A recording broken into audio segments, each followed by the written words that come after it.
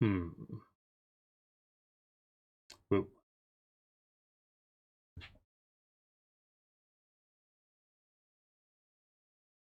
James Wanders has experienced the hassle of a rope abuser. It happens. I'm not seeing it happening a ton, but it happens. Frustrating that people need to vent their feelings that way.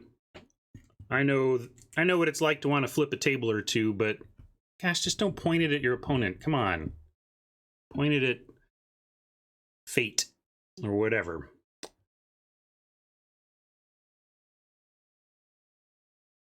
Ubermensch, what up? That F&M had 3 murder, 2 outrage. Right? Red, black, elemental, smuggler went 1-2 due to variance. Yeah, that's just your opening description sounds like a 2-1 par for sure. But hope you took it well. Hope you took it better than I would have, is what I'm saying. Yeah, it would be nice to get an easy report button in client. I don't know what their enforcement plans are for bad manners. Maybe they're just hoping that it's a maximum duration that isn't too bad. But yeah, they should deal with that. Anyway, let's get into drafting. I'm gonna go. I want to thank my sponsor, Card Kingdom. We're gonna draft some Core Set 2020 here, but I want to let you know about them before we do. CardKingdom.com is a place where you can get everything you need for your Magic hobby. Whether you're looking for new singles, pre-ordering upcoming singles from M20. Actually, I guess it's out now, right? But anyway, you can get all the stuff that's out. They have everything in stock. And if you are looking to support that purchase, you can sell to them for cash or credit. 30% bonus for store credit. And I really appreciate their sponsorship. Thank you, Card Kingdom. Let's see what the packs bring us today. I'll get into draft view. That's a Bloodfell Caves underneath there. I feel like when I'm changing scenes, it's kind of doing a little pop. Is that happening to you guys? It's happening on my Streamlabs. I don't know if it's broadcasting to you that way. It's kind of weird. Hey, Adrian. Good time zone to you. If Ren in 6 is blowing up because it's a 2-mana Planeswalker that's doing stuff, I guess. Hector Beal asks, do you know how Wizards checks into player conduct incidents when you report them? Are the logs useful for seeing that kind of thing? I don't know about Arena.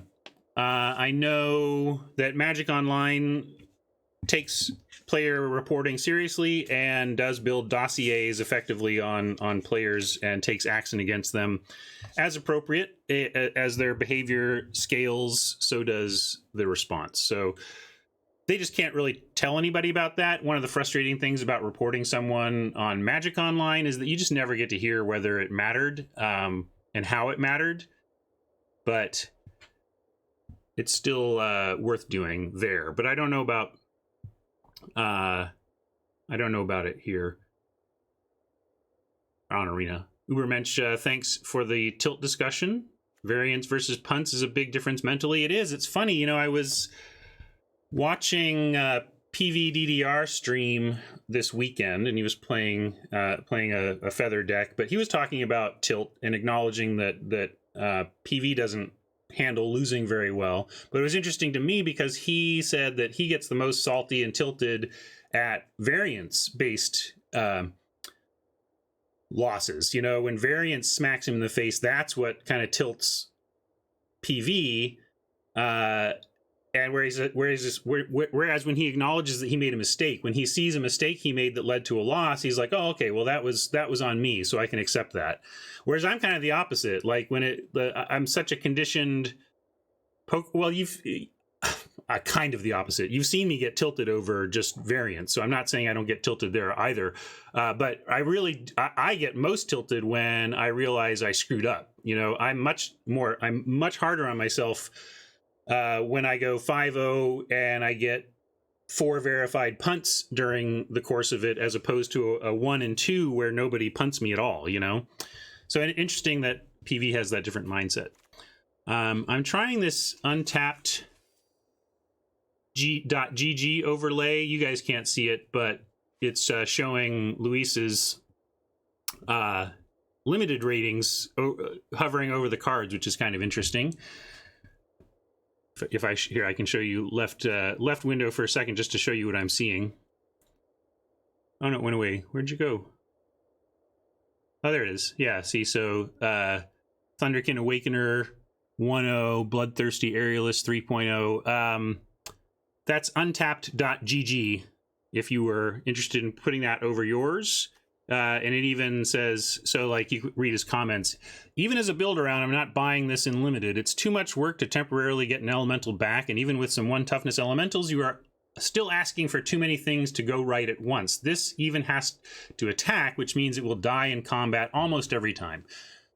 Pretty cool. So if you just want to roll over and read Luis's limited ratings, you can do that. That's what he was talking about on the end of LR this week. So I thought I'd give it a try. Show you guys that. Go back to draft now. So are we going to be disciplined gem drafters here, or take the clearly best in the pack Bloodthirsty Aerialist? I think it's the clearly best in the pack, wouldn't you say? I mean, you could start with Scuttlemutt as a nice wide open. Very weak pack. Yeah, let's take gems. I'll put it here, but I don't think we're going to play it. Master Splicer, strong card. Luis has that at 3.5. And the Silverback also at 3.5 from Luis. It's kind of distracting to me, though. I don't know if I want it on, actually. Like, I feel like if I do this, I'm just going to start... I'm going to disable the overlay, actually. It's cool, but I think if I do that while I'm streaming, I'm just going to start looking at Luis's numbers and words, and it's going to distract me, and I'd rather just talk about what we're seeing with chat rather than worry about where Luis has a given card.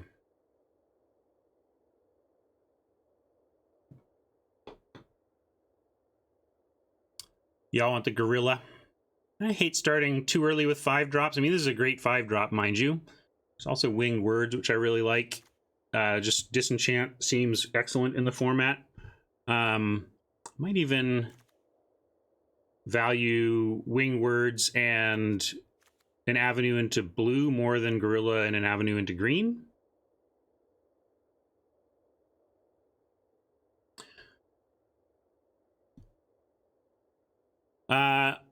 I could be convinced if we're but they're all so Zach, who I had a debate with about bounce 3 for 6 before the set even came out, is saying Siggy's up on this. Or no, sorry, that was Fiddles saying that. But I talked with Zvazda about this card before. But Fiddles, is it consistently in kind of aggro tempo blue, like cast your 2/1 flyers, draw a card, and that kind of stuff? Yeah, I think not here, right? Like, if you can pick these up late. I'm going to take Winged Words because I just like blue that much better than green. And I like green, but I really want to be blue. I think blue puts me over the edge here for some words. We're going to have words. If we take in the Gorilla, I might just want to go into the Troll direction here, but now we have... Mask and Wave Crasher. Wave Crasher can do some combo stuff. This is basically a build around. You're not going to want to, it's a drawback if you're not building around it, but we can build around it. I love a lot of the ETB effects that we can get, especially in blue. So let's go ahead and take it. Yeah, good point. Enchantment removal does save stuff from enchantment removal. So I'm in. Matches this. Sticking with blue is Octoprofit, but I do like a Blood for Bones. This was actually the card that I took my 3rd murder over in that deck we looked at from this weekend. And it was a very tough pick. And in retrospect, even though I won 5 times with that deck, I think it would have been easier if I had 1 Blood for Bones and 2 murders than 3 murders, perhaps. I think it bounces itself.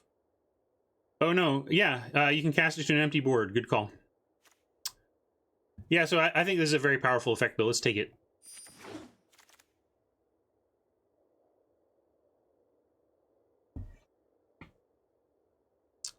Frost Links, I don't really think of this as a pick we've actually made. But blue-red elementals is a thing, so we can take Brawler and hedge towards that. But if we want to hedge towards actually playing our Blood for Bones, we can just take the Links. This is somewhat signally to me. Like, I guess the bots don't really value Brawler, Lavakin Brawler the way humans do right now, so maybe it doesn't tell us too much. Same with this. Hard to say with these bots, but I guess since we know we're blue, we should take the Links.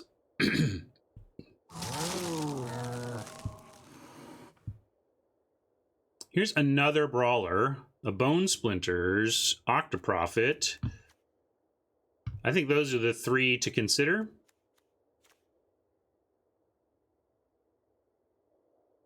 Octopus is fine, right? Fine. It's good. Scry 2 is very close to drawing a card, so... But, you know, 3/3 for 4 is whatever, but Brawler... Bone Splinters has been good, but I really want to be making the tokens before I'm taking Splinters too early. Let's hedge towards Brawler land here. Nick wants the sea creature. I get it. I'm going to hedge towards power, and we might not play it, you know? Haven't seen anybody really do the Miscreant thing. Didn't really see anybody do it the last time it showed up either. I guess this is Dragonfire. We'll take the Vial because you can back into the Weaponsmith. And Raptor, if we're blue, we really want to find our own good flyers and not be accepting Anvil Rot Raptors here. Exactly, yes, Funky. That's what I'm saying. Take a Vial on spec. Salvager performed well. I don't want to say overperformed, but it absolutely did its job in my deck this weekend that was a Graveyard Recursion grind deck. You know, when you use a Gravedigger to get a key, you know, to get your Pattern Matcher, to get another Undead Servant, and then the Gravedigger dies and you get the Salvager of Ruin and sack to get the great... it's just like, oh, I did some great loops. But I don't know if it's something you want to... I don't think it's something you want to run if you're not specifically trying to kill things, bring them back, and recur value that way. We don't know where we're at in a second color. We can take Bird Grabber to have Curve Filler for red, if that's where we end up, or just Skeleton for black, if that's where we end up.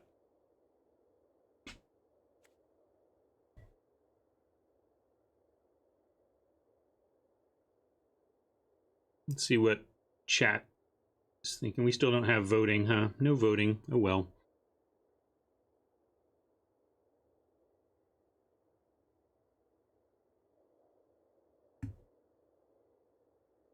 Nick wants the Servant. This is our last chance to get this Servant if we want to head that direction. Skelly is the better card, but I really only want one of these. I've found, like I said, I had two in my graveyard deck, my sacrifice graveyard deck. Well, it wasn't really sacrifice themed, but just things dying deck.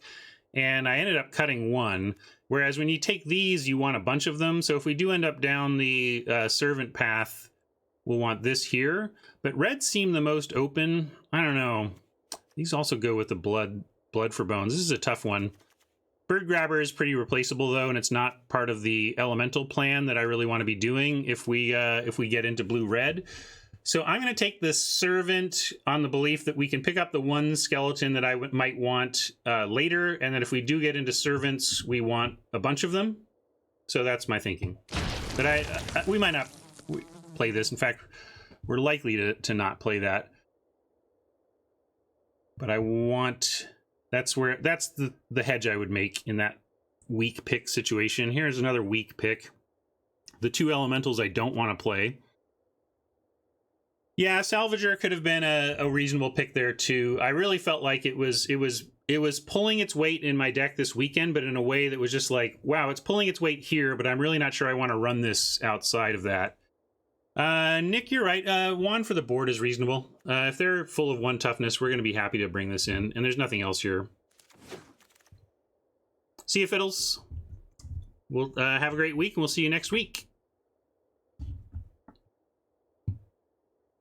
Sorry you can't hang around more today, if you know what I mean.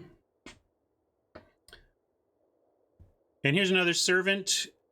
But Smuggler is wonderful with Lavacan Brawler. This is somewhat of a pivot point. We have the one undead servant. I don't love this strategy. Like, it worked for me. Yes, it worked for me this weekend, but I don't think it's great. But yes, but it comes down to, all right, let's head farther in the undead servant direction, or all right, let's set up this combo, because Smuggler is great in the elemental deck for getting that last damage through. So I like blue-red elementals a lot more than blue-black right now. I like them both, but I'm going to take Smuggler because of that. But now we're going to take Bladebrand here and continue to be open about this. Or maybe I should take a Spitter just in case we're that desperate, but I really don't want to be playing Spitters if I can help it. That's the thing. Servant's not really a thing. I made it a thing this weekend in the perfect circumstance, basically. We'll take Bladebrand. It's at least a playable. Man, this is some... Overcome has been solid in the format. It goes wide and long enough that Overcome has ended plenty of games that were stalled. So, at least as a board option, if you feel like you're in a green deck situation that's going to go super wide.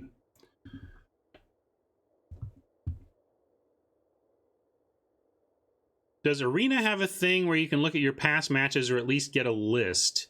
I don't think Arena has a thing, but MTGA Tracker does. If you download the app MTGA Tracker, you can look at your past drafts and games. It's got a game log that's really nice that Arena ought to have. MTGA Tracker is like a lot of the features that I know that the Arena team wanted to offer up eventually, but also kind of knew that if they launched without, that the community would step in and do exactly what it has done, which is fill those holes with third-party software. In fact, they've said this before, but I believe that the Arena team has hired the person who programmed MTGA Tracker. So maybe they're going to be implementing MTGA Tracker type stuff in the client. Sorry, yeah, this is an easy play, Brian. Let's move on. Just got to be chatty there. I guess we'll take an act. Take Vault Progress, but there are worlds in which we actually play the act, so I'll take it.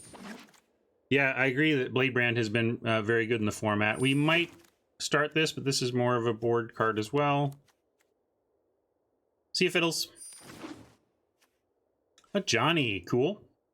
We're going to take a Johnny for gems. Let's see what we are not going to get as a result. Looks like Scholar of Ages passes us by because of our insatiable lust for gems. I mean, heck, maybe we don't have a second color yet and we should play a Johnny. If fighting tooth and claw is what it takes, then so be it. Gosh, this is kind of garbage too. Look at this. Might as well take another gem pick, right? Like, you take a Necromancer, but this is... What a garbo pack.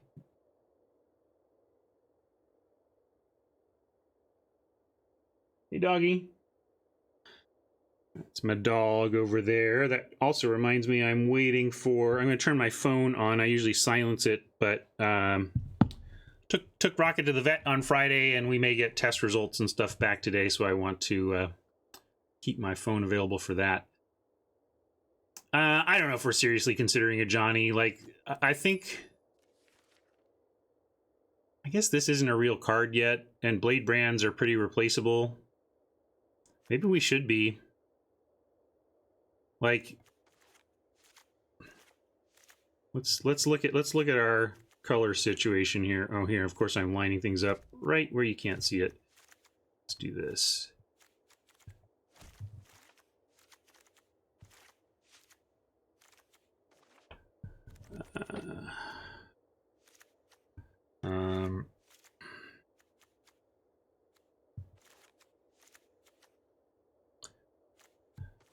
Just trying to take a look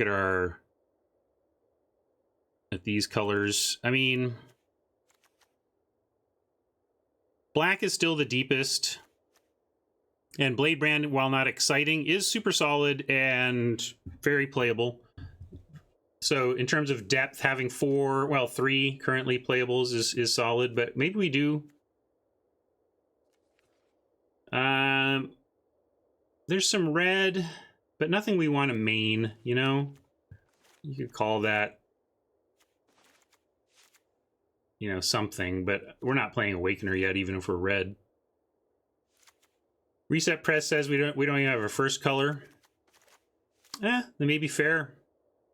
Blue's not that much either, which probably means we have a disaster on our hands, and probably means we can't be white because adding a 4th partial color to the mix as we try to figure out where we're going to be just doesn't seem great. I think given that observation, I think we need to say no on white, and we need to focus on Grixis and figure out what our Grixis plan is. And we may need to eschew the gem potential of the Reclaimer to focus on playables because we're so scattered here. So given that, yeah, Johnny's the strongest thing, maybe, like, but, well, I'll even leave him there for now, but I think we're in very dangerous ground if we lean into white without getting smacked in the face with signals from here.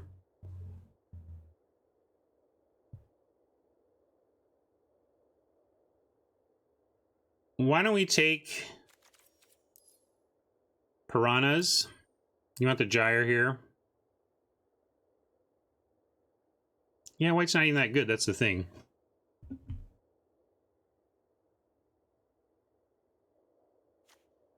Raptor will wheel, I think, if we wanna count on a backdoor playable. Let's just pick the Raptor up on the way out.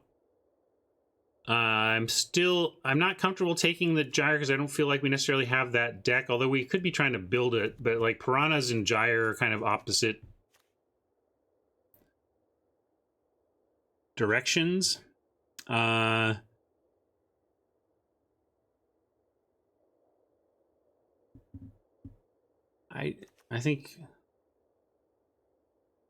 don't think we're gonna do that. Really don't. But this pick's taking too long. But this is a critical one. I think a lot of what comes up is going to be impacted by this pick, and I want to reset. I know I messed this up myself, but like now I want to see curve. Let me try to get the curve back.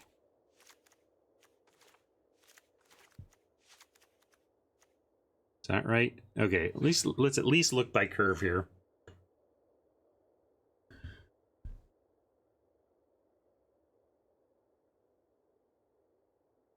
Yeah, we have no 5s yet. I'll take Necromancer. I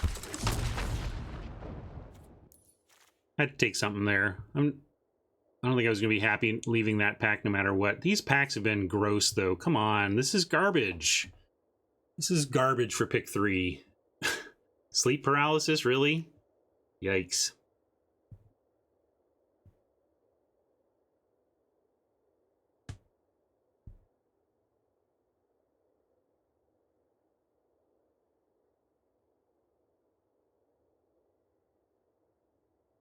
Kitaski still wants to be white. Just not feeling it. I think trying to be white at this point is now a disaster, especially the last 2 picks. Like, I think this is faded. And I think we do just take a sleep paralysis here and sigh.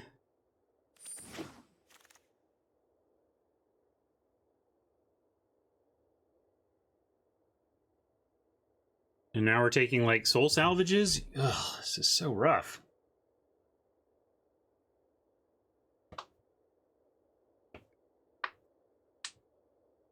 Cutthroat was conceivable, sure, but I liked the pick we made. I like the paralysis over that.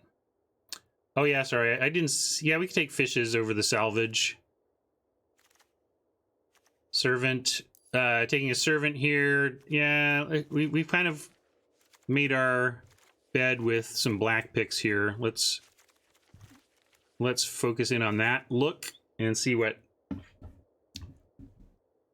that looks like.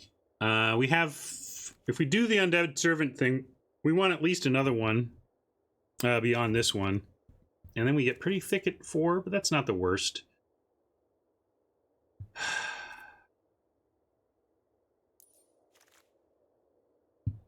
All right, I'll hedge towards Servant.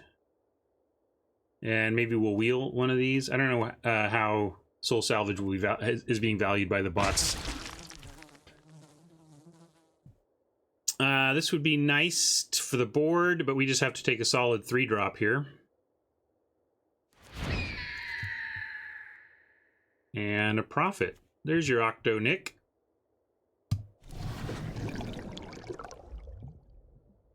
This draft, though, we could take Scuttlemutt to help us possibly splash to increase our power level in this very low-powered deck so far. This is a very low-powered deck. There's very little going on here. But I think we take Soul Salvage. Oh, you want Scuttle? I like Soul Salvage, yeah, with the Vulture. I'm taking Salvage. 12th Blade Brand. Barony Vampire, or garbage 3-drops. Little side mini rant on Dragon Mage at Uncommon. R&D, this is not an Uncommon. You're not doing the game any favors by putting this at Uncommon, I don't think. If you want a splashy, cool dragon at Uncommon, go make one. But that right there is rare rules text. Okay? It matters. Rarity matters. And rarity is not about power level. It's about complexity and about... So it just really bugs me to see a card like this move to Uncommon, not because it's broken. It's not broken at all. It's not even that great. But it doesn't matter that it's not broken in the Uncommon slot to me. It matters that that is a slice of rare rules text right there. And I really don't like them just, we'll just, since this is not broken, since it's not overpowered, we'll just drag this down to Uncommon. Blah. All right, side rant over. New rant. This pack sucks. Like this draft has sucked. 3-drop Sage for the self-mill. Yeah, I suppose we can take it. But we could also take Barony Vampire and hedge towards the Sorin we're going to open in pack 3.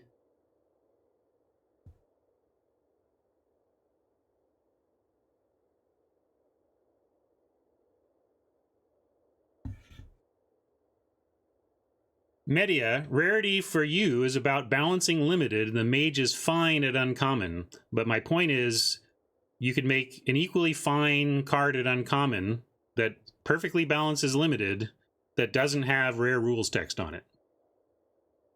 Yeah, all right. All right. See if we can make this happen. And here's our pack that, well, at least it looks like we settled in the right place, color-wise. I mean, check this out.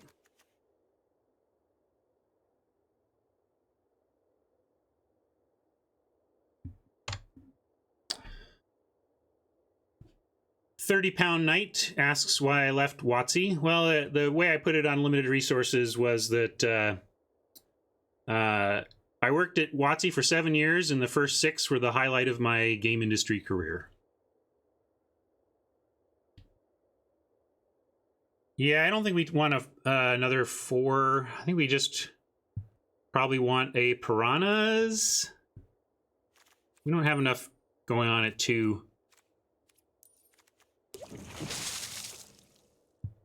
Yeah, maybe we'll make this work. Or, you know, bouncing Undead Servants every turn could be funny. Would I consider going back to WotC for the right position at the right time if it all felt good? Sure. It's all about somebody said it when we were talking about this before. People don't leave jobs, they leave managers.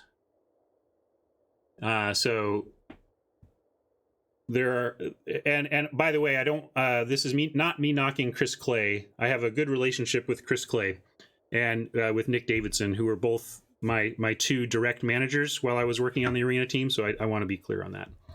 But my point is that a return to anywhere. Going back to work for anybody anywhere would be about finding a good fit with who I was reporting to. Let's take a skeleton here, right? Got blood for bones. There's Salvager.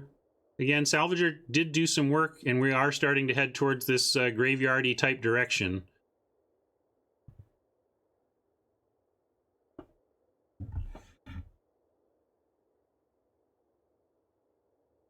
I'm going to take Skeleton. I said I was going to pick up one of these late, and there it is.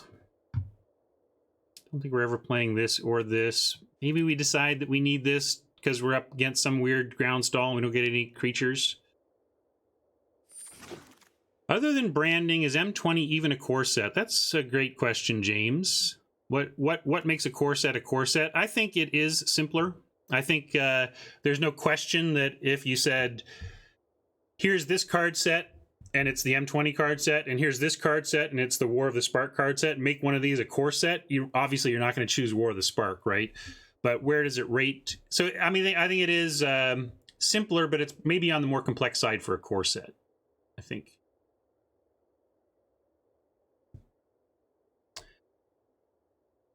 The Devor says they've left jobs, not managers before. That's true. The saying the quote I quoted is not absolute, but it's a way to frame my decision, I guess.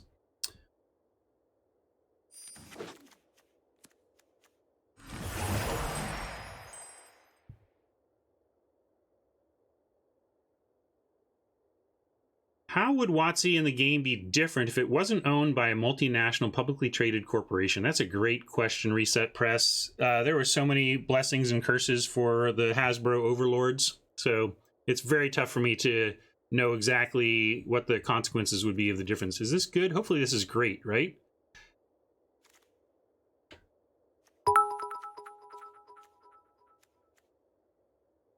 Yeah, but you're right. Like Ixalan could have been a core set.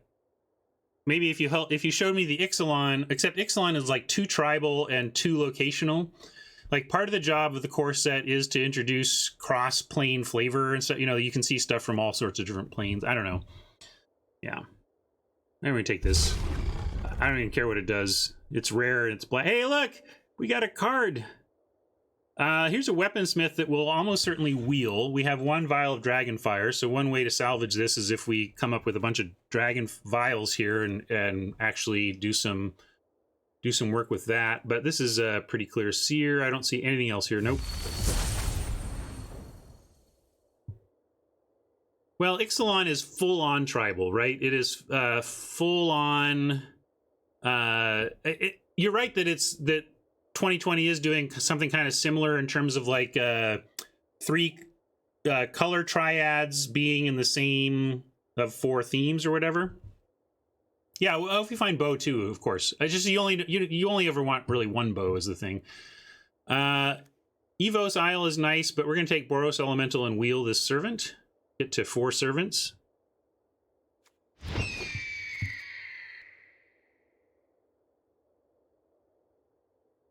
Is this a Bone to Ash deck? We don't really have much other instant support is the problem. I like being able to hold up, do something else if we don't fire off the Bone to Ash, but maybe we just take a Bone to Ash here over adding this stuff. But I do love, you know, Blade Brand with Skeleton is great also, but I don't know, even as much as I love Blade Brand, I don't know if I'm ever playing more than 2.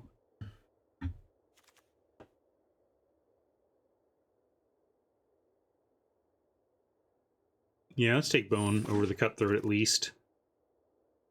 This card's been overperforming. A lot of token making in the set, so this is a scary thing to see on turn 2. It rarely stays a Grizzly Bear, in my experience. But we don't really have much to take here. We're never playing this. We could take Vault Progress, or maybe we splash a Shock.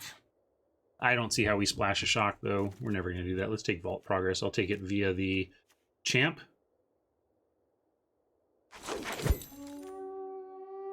Not playing any of those. That's just how it's been going here.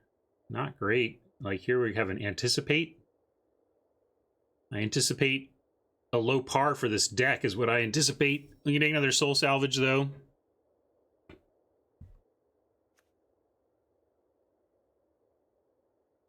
Hammer on a skeleton. It doesn't seem like where we want to be.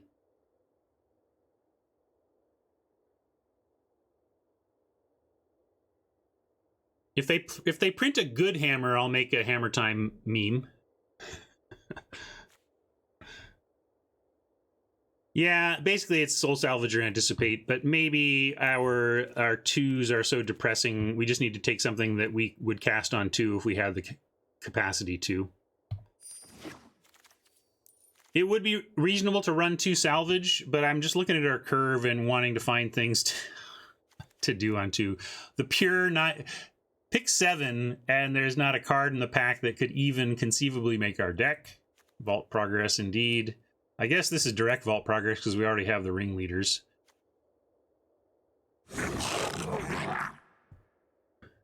We could run a Forest. Here's another Blade Brand or... Oh God, this is one of the worst decks I feel I've drafted in the format. We're gonna be happy to get. I'm gonna set par at. I almost want to set par at 1, but I have enough pride to set it at 1.5. I think 1.5 is the lowest I can go on pride. On that. There's the Weaponsmith. Here's the Servant.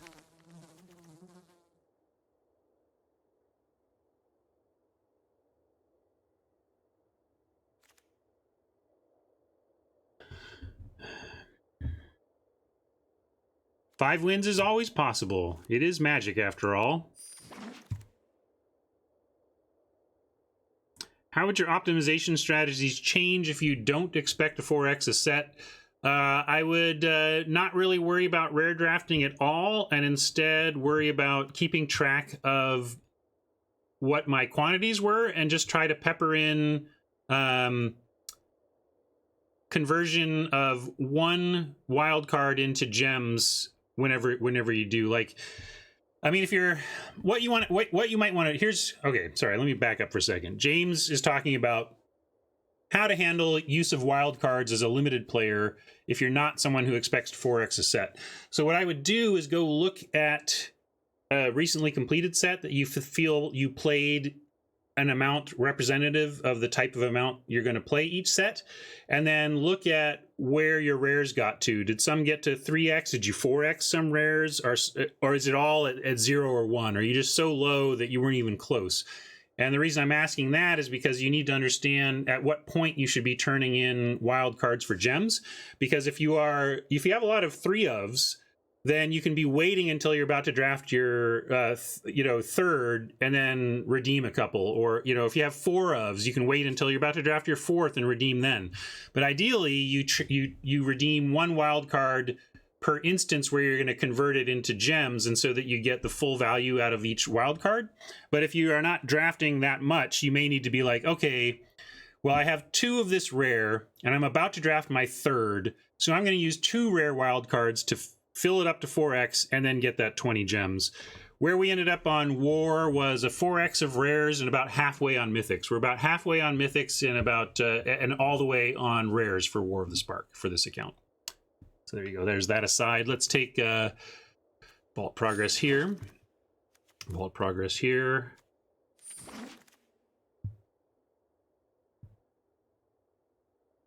Reset Press says, you can also consider crafting to 4x more for cards that you know you will enjoy in Constructed. Yes, my advice is for those who really don't play Constructed at all and are trying to figure out how to squeeze the most value out of their wild cards, given that they have no Constructed value to them. If you enjoy Constructed, absolutely just go ahead and use them to make what decks you want.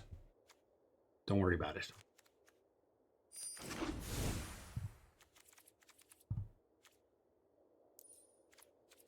All right. Salvage indeed. Start thinking of your salvage puns because, well, here, maybe it's Spain salvage.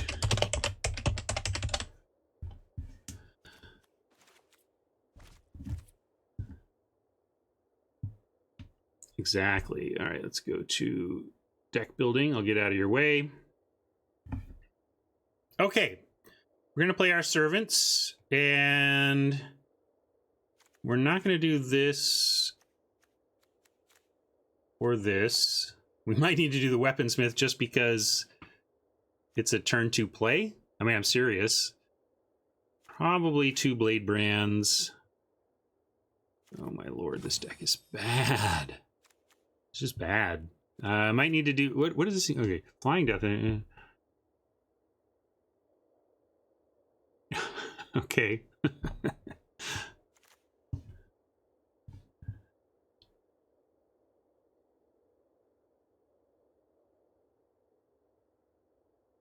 Hondo Trigger, you're not entirely wrong. Even, I mean, that's the thing. We talk about bad decks, we talk about par, we talk about expectations, but this is a game that involves shuffling a library of cards on both sides. You're not going to be in control as much as you'd like. Planeswalker's Plan, Garfield laughs.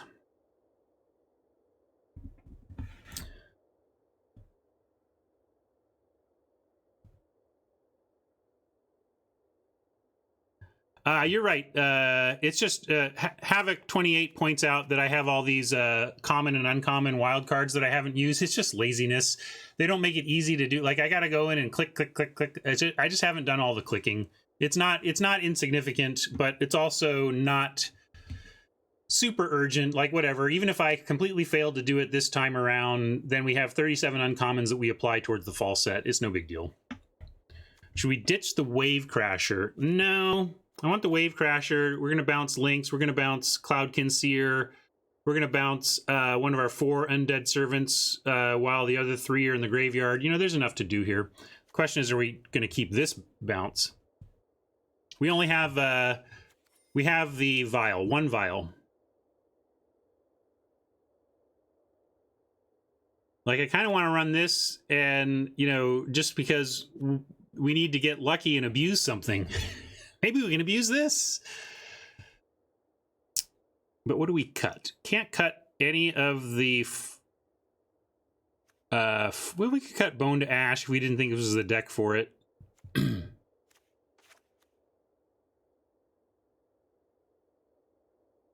It's not a great fit for this deck. I really want to be operating more at instant speed before I'm truly happy to play Bone to Ash, but it's not terrible. I just think it's at least aligns with what we're doing here, or trying to do.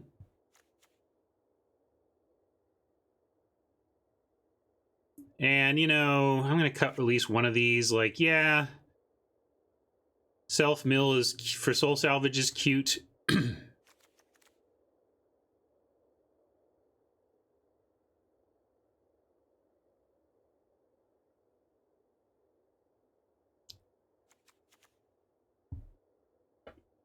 Prophet is possibly cuttable given the Glut at 4, but I think I would rather have it over the second Denizen here. We're going to try this and hope for the best. All right. I could cut Portal. I'm keeping it, Adrian, because it's a pretty high variance card, and if we can get into a spot where it's good, it's amazing, and it feels like we need to take some chances with this deck because its power level is so weak. That's my thinking. I see what you... this was on the final list. Like, I think it came down to, like we could run another Denizen, or we can take a chance that we could make Portal good, you know? So I'm going to start here. And we'll keep that in mind. Like, if Portal completely falls flat and, like, well, we would have had a chance in that game if Portal were just a 2-3, then we'll take that data point into consideration. But that is my thinking at any rate. Then when you have a low power deck, one of the ways you do get lucky and manage to 5-win with it or whatever is that you get into spots where you can abuse a card for value that nothing else in your deck even really has the power to do. Why Piranhas over second Sage Row? Because it's a 3/3 that comes down on 2. It's just, we have one we have 3 cards that we're willing to play before turn 3, and that's pretty dangerous, and I'm not willing to go down to 2. Hammer would be great in this deck. That's not what I'm saying. Buckeye says, how can Wizards make Historic accessible to newer players? If someone starts next year, how will they ever be able to craft an Historic deck when starting at 0 cards from Ixalan, Dominaria, and M19? Crafting, just like anything else, right? I mean, you can craft them, right? If they're saying no crafting of old stuff, then I don't understand that at all. But if you're allowed to craft, then that should cover it. And if you're not allowed to craft, then I don't know what's going on, and we'll see how long it takes them to correct that. But amazingly enough, you ask the question, well, how the heck am I supposed to get into blah Magic format? How about money? Money's a great way to get into a Magic format.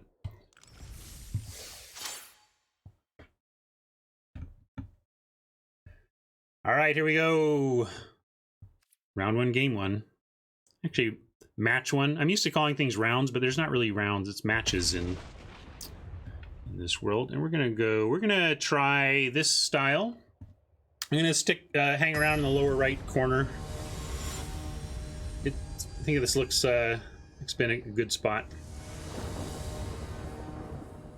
Tasky thinks the deck looks great. I have it on 1.5 par. I don't know. Doesn't look great to me. Maybe it went up to a solid 1.5 though, like closing in on 2. We did pick up some decent flyers in the 3rd pack. Like that one. All right.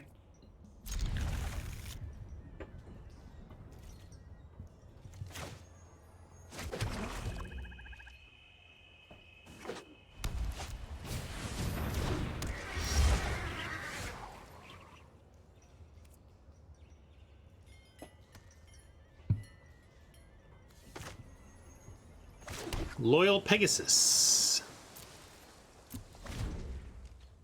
I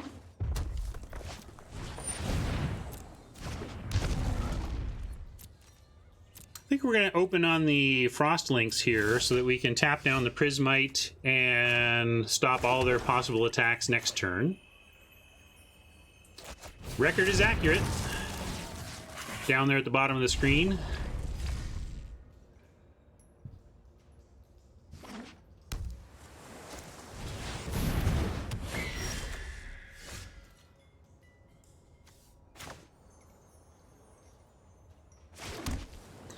Well, we're going to want to Seer and Blade Brand the Sentinel, but we can't really do that this turn due to the mana cost, so we're just going to play Seer, draw a card, and take some damage next turn.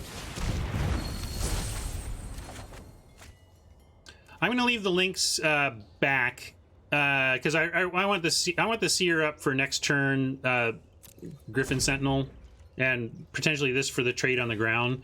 They may have blocked. Yeah, I suppose I could have attacked, and if they blocked, gone Moat Piranha, Blade Brand. In fact, we can still try it next turn also, actually. Because they'll still be set up. So maybe it'll even be better here. Although a little more telegraphed now. Double Blade Brand. Well, with Double Blade Brand, let's push it.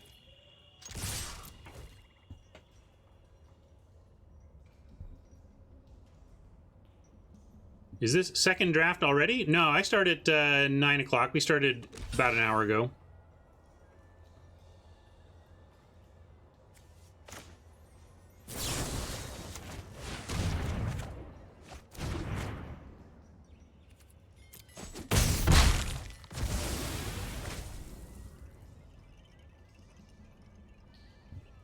There was a chance that they would have double blocked the links there. It was a better chance last turn, but it was still worth doing that there, I think. Yeah, maybe. Well, we'll salvage and re-Blade Brand. No worries. Yeah, we're not. This is bad news anyway. But we'll get back up in the air and take out that protector.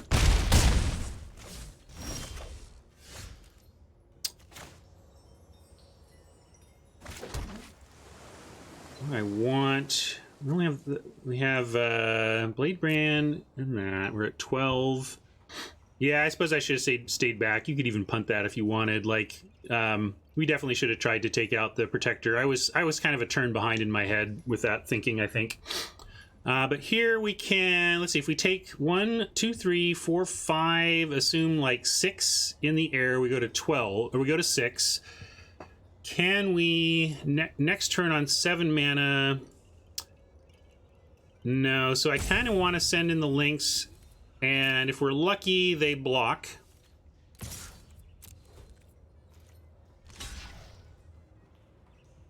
Well, we'll take this. Maybe we'll find something. No, I guess we need that for the Protector.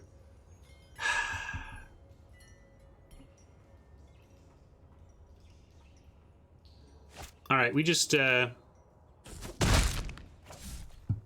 that, and I'm gonna play the Servant. I don't know if we can win if we play the Servant here, though. All right, I think I sadly have to soul salvage for 1 creature to recover from misattacking previously.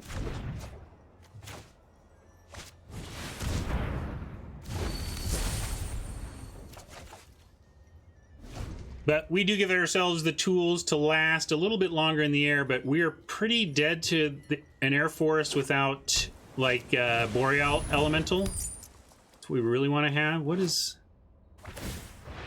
Alright, they're just trying to get their thing through. So now we take 1, 2, 3, 4, 5, 6, 7... The next turn they go unblockable, and we can take... We're dead next turn without trading for something here, unfortunately.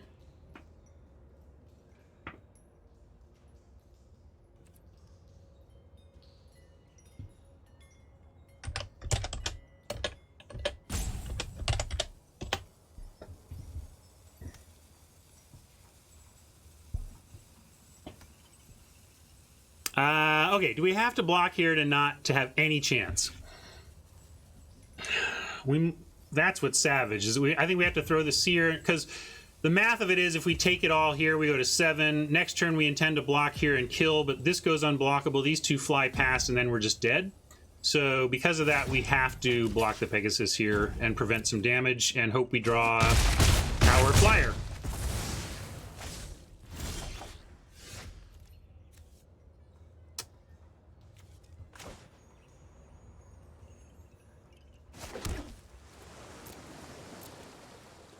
They'll probably give us Blade Brand here since we did this attack last time. Oh, now they're not going to block. Interesting. They were down with blocking before. This time not.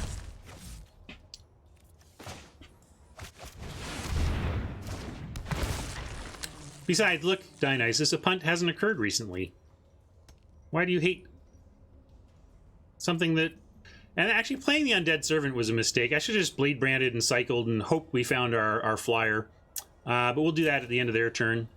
See if we can't do a miracle stabilization. Hey, Suratemi. We have a deck we're not particularly happy with, and I think we just almost lost 3, 4, 5, 6, 7, and they've got the 3 here, so yeah, we're dead. All right.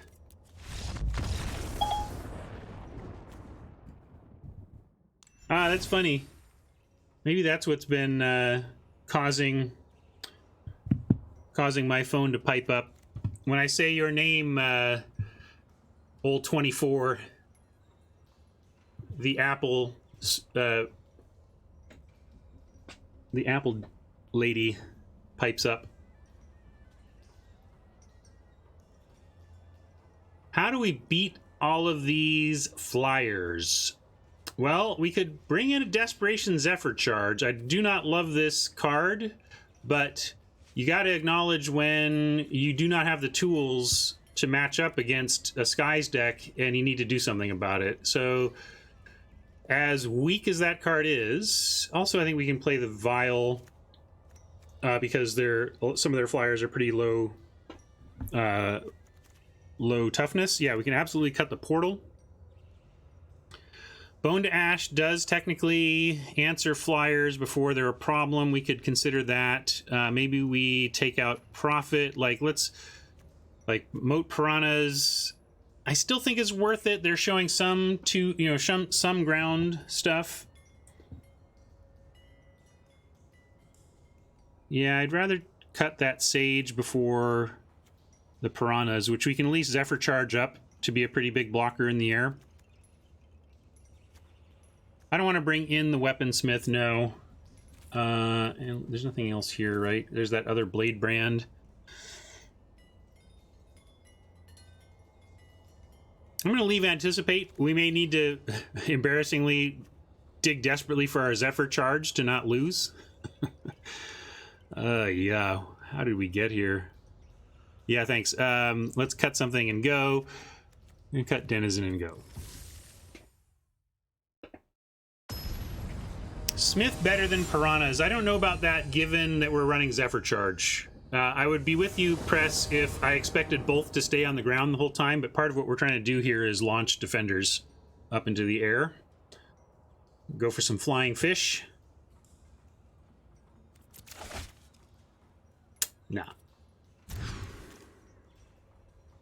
All right, we'll keep that.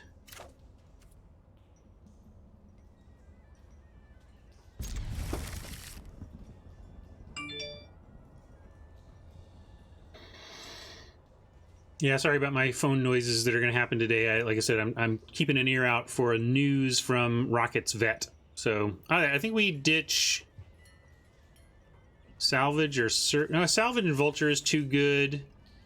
I guess we ditch Bone to Ash.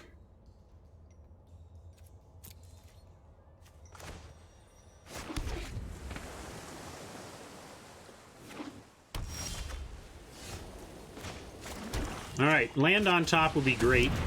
You can cantrip the Seer, Vulture into Salvage. I did no metagame challenge, no. I'm just not compelled by constructed enough to take part in really spiky constructed events. I would do it on stream or something if we wanted to do it as a group, but on a personal level, if I have time to play Magic on the weekend, it's going to be to draft, like I did twice.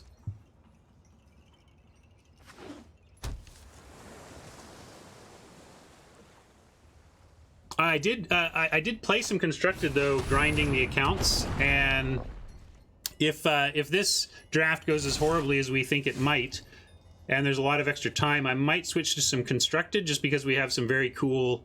I have a cool deck to show you that Bill Stark posted to Facebook, and that others in his Facebook friend list, including Jay Schneider and me, began to try and tinker with, and it worked well.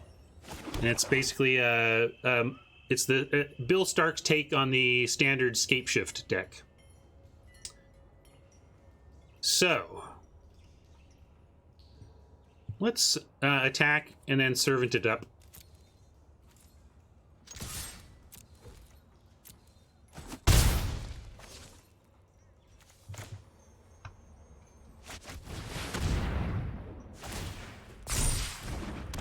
The Stark version started basically mono green and then moved to actually Teamer. It's got Banefire as one of its finishing moves, and it's got Hydroid Krasis as one of its mana sinks.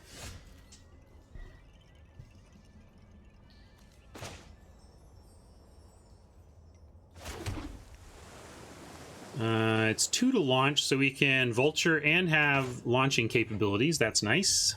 Maybe we'll find... We probably represent a Blade Brand here, and Oppo might not even block.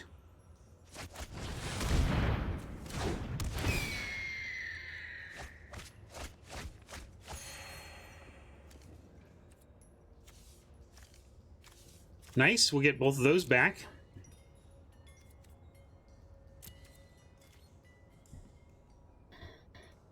Are we on the aggressive?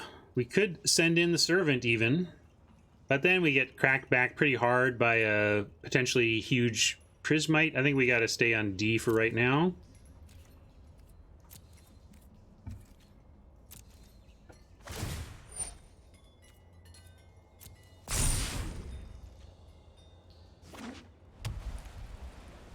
Yeah, this is ambitious.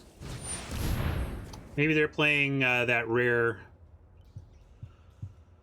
goal. Yeah, actually, Golas. That card is one that was debated as whether it should be in that deck or not. We ultimately decided no, but it was under consideration.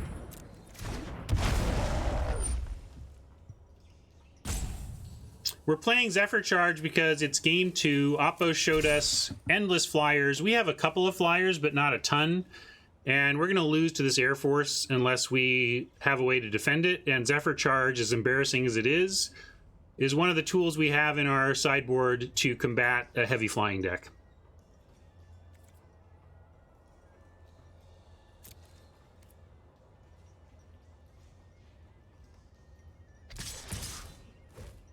And now we're going to happily offer the Servant and the Seer for that Protector.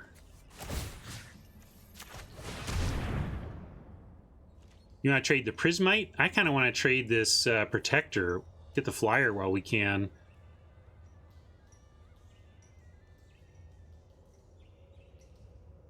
Yeah, Prismite is growing, so we'd have to double block there. We could double block and get it, though.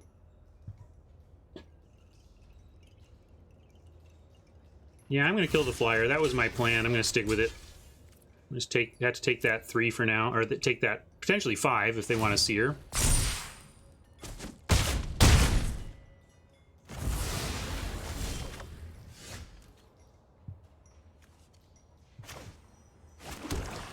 Six total mana. We have Soul Salvage and Seer, or Soul Salvage Links. Maybe that's what we need to be doing. Oops, that's not what I'm trying to do. I just want to close this window. Links would tap down the Overseer to at least give us a turn off from that nonsense. And yeah, we're kind of digging for our other Blade Brand. Unfortunately, one Blade Brand is here. But I think we need to go Soul Salvage, getting back Links and one other creature. I want this, but I don't know if we have the time. Not yet, Dionysus. Wait till we're ask again between games. There's no Facebook group. It's just we're friends on Facebook. You get into the Facebook group by becoming friends with Bill Stark. I think Overseer's right? Like, although maybe it doesn't matter that they're getting big. Yeah, I'm gonna do Overseer. That allows us to threaten to 1-for-1 trade with this Prismite.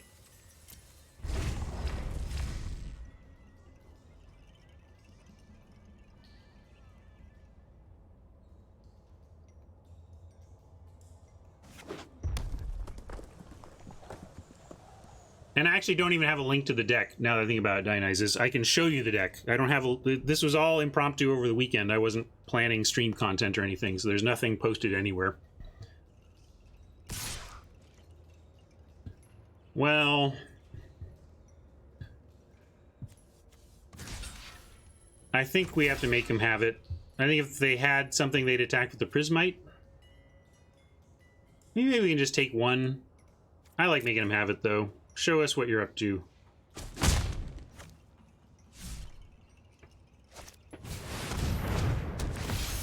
I know we can take one. That's how much I believed that they were full of it. Yeah, it was a free attack. So...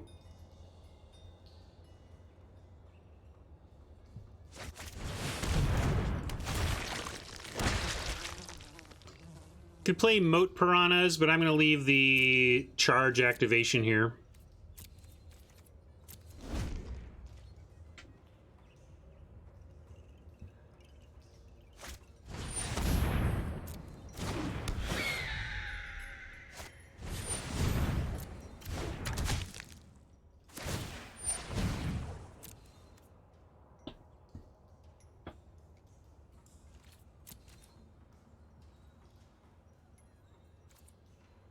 All right, they're not attacking. That's nice.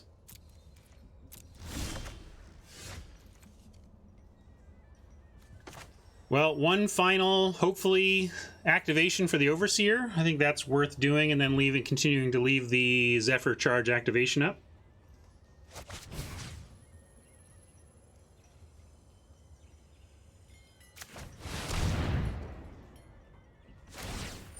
That's what makes sense to me. Leaves him with some problems on the ground, but I like that we have the charge ready to help us block in the air.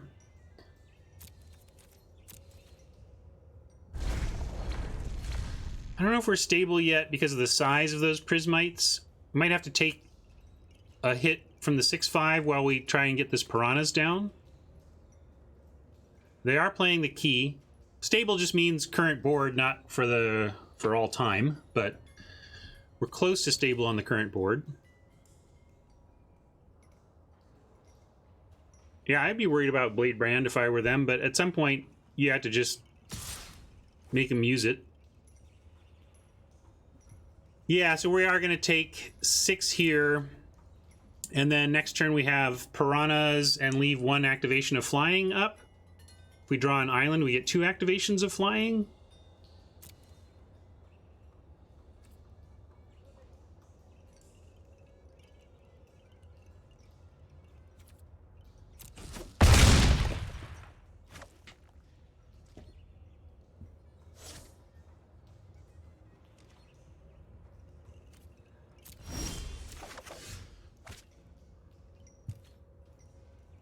Ooh. Well, that's better than the piranhas. We still get our 1 activation, but we just get more bodies, and we still get a 3 power addition to the board. Norbert wants to wait. Too late, Norbert. We did it.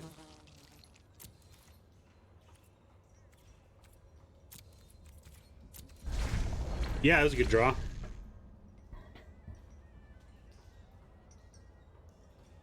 I could have tried to get another servant to the yard, but I like just having the extra 3 power blockers here.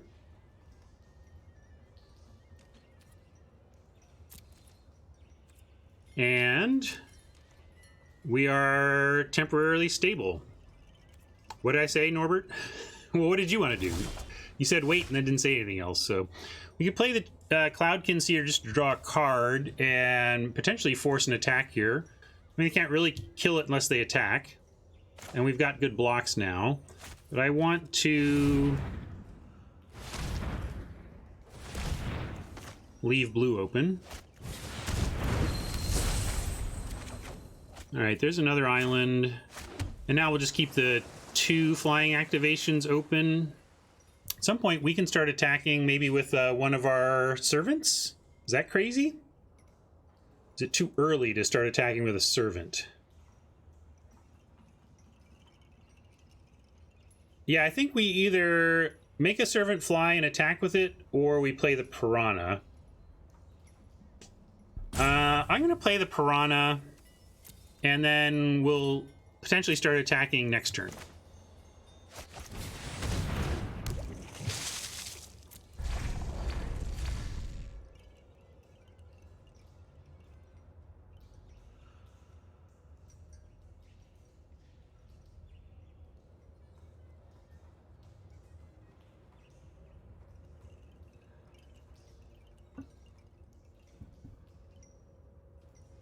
Yeah, drawing another servant would make probably attacking with both servants correct, but we'll start with 1, maybe even both.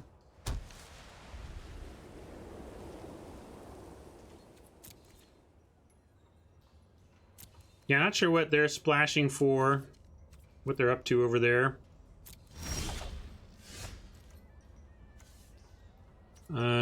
That's different, that's different, that's different. Yeah, so we got 4. So this is right now a... so enters a 4/4 flying death touch. Solid. Might want to see if we can get it even bigger, though. Such that it can't be double blocked. I think we want to wait on an embodiment of Agnes until it will not be double blocked. And... no, land doesn't have a cost at all. I don't think it does. Let's make sure. non-land cards yet. It specifically mentions non-land.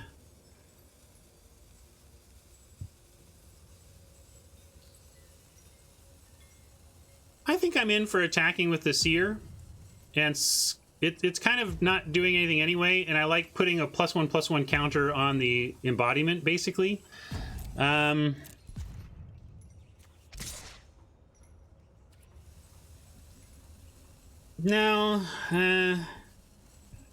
this is a game 2. Yeah, I'm going to attack with it. It's going to look like Blade Brand, but really it's just building an embodiment.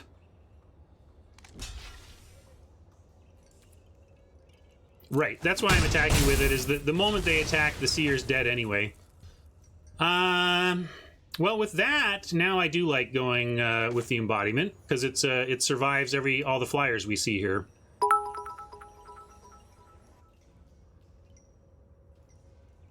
No, and it says non-land on it. But technically, land does have a mana cost that's 0, right? I mean, it's just things without mana cost on them have a mana CMC of 0. All right, we'll do it. I was hoping to get it a little bigger, but this wins the current board, so cool. Now, we took Portal out, sadly. Yeah, because it still was 4. I was just saying that what I wanted was for it to be bigger than their flyers, and it was.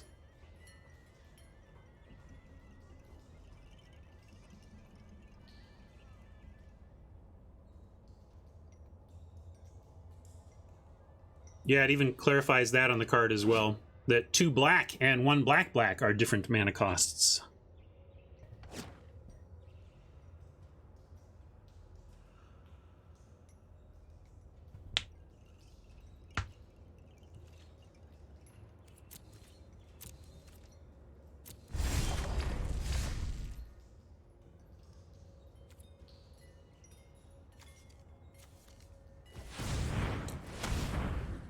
I think we have enough going on the ground to keep throwing servants in the air.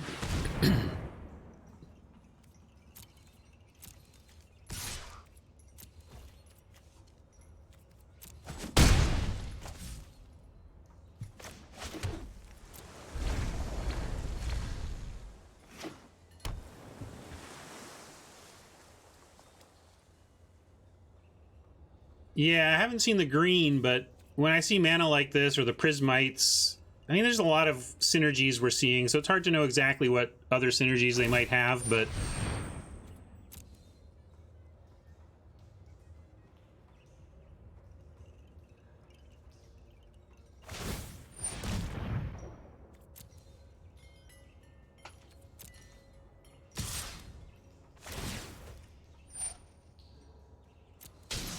Dead Seer as expected, and they must suspect Blade Brand at this point, but we'll offer Piranha straight up.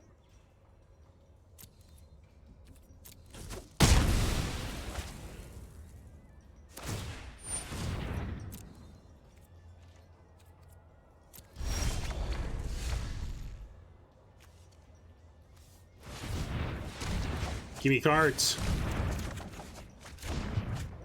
There was one of our sideboard additions that I sure wish was a bounce portal right now. But this had some targets. We knew what we were doing when we brought it in. We'll probably still get some targets for it before this game is out. I'm going to go ahead and play that, though.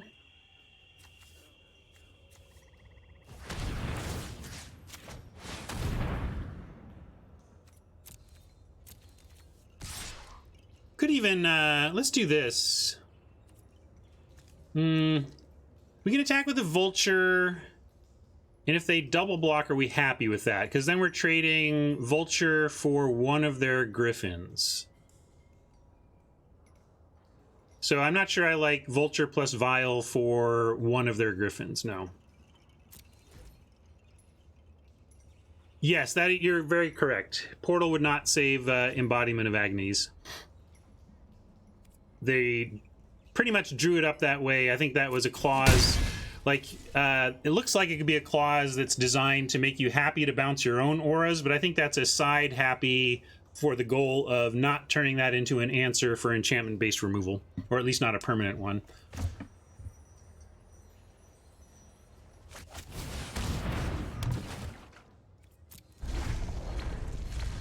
Still like sandbagging one card here.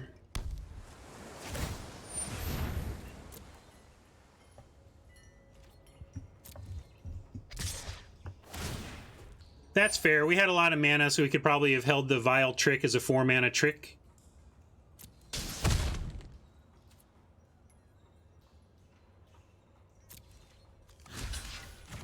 Well, they didn't show anything before, so I'm going to hope that they don't have anything here. We could throw the Vulture on as well, but when they finally do give up a Griffin, then Vulture starts being able to attack, given the Dragonfire, and also if they do something here... We do have the Vile. Like, we could even not block with the Lynx and just finish off with the Vile, but let's try the creatures.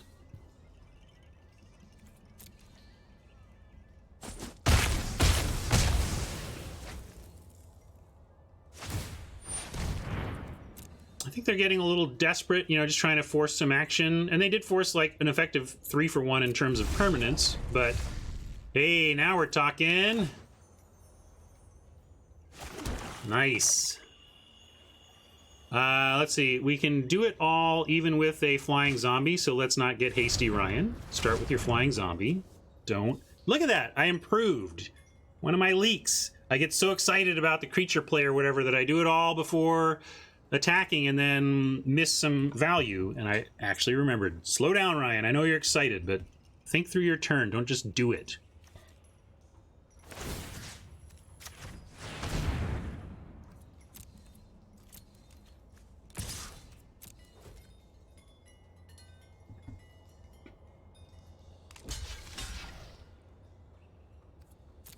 They really ought to show me which one has the equipment. I guess it's that one. Not super clear, but we'll take it.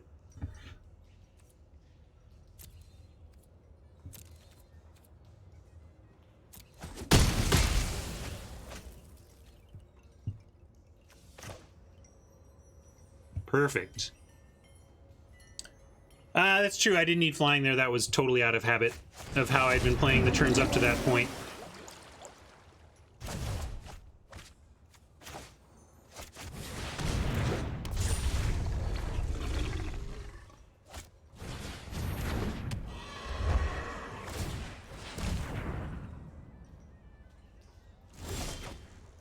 Nice. This is going to make us a lot of zombies. They cannot stop the embodiment of agonies, although if we don't... let's take out the vial because it effectively means one less chump that they have for the agonies.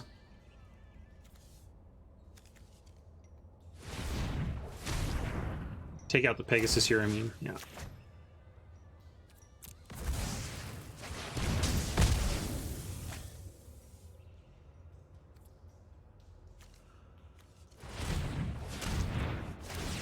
Oh, I don't need to do this. Stop doing that, Ryan.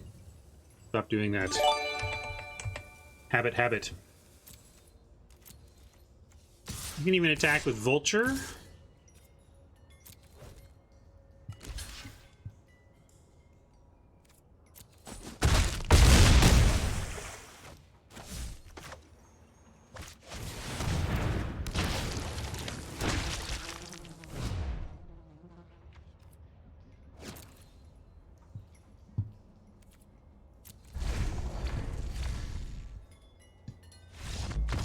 All right. Our sick tech got us to game 3.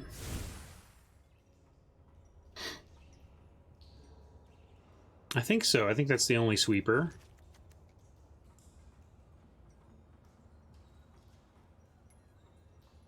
Given that we established Portal doesn't actually help us with those aura-based removals, I'm less excited about bringing it in here.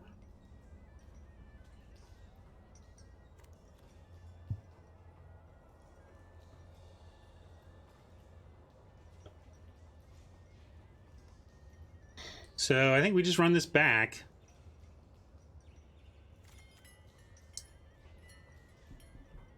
And I like Vile because if it helps us take out like a early Steel Overseer or whatever, we're going to be very happy about that.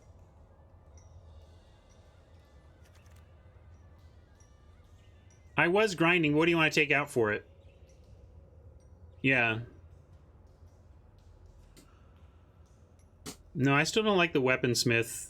I don't like adding these ground toughness when we're losing through the air to this deck. And I don't think it's so important to get the Vial that we want to play the Weaponsmith to do it. I'm gonna cut the Skeleton.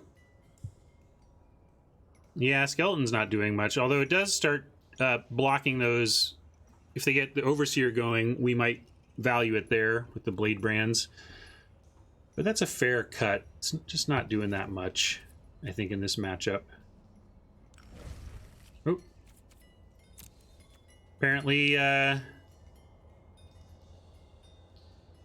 was if we wanted to add something. Yeah, I'm just gonna go with what it was then. I'm running it back. I couldn't quite go with the portal. Yes, we got into a grindy game there, but they're on the play and playing a good Flyers deck, or at least a Flyers deck of that has some scary stuff going on. So we'll keep this though.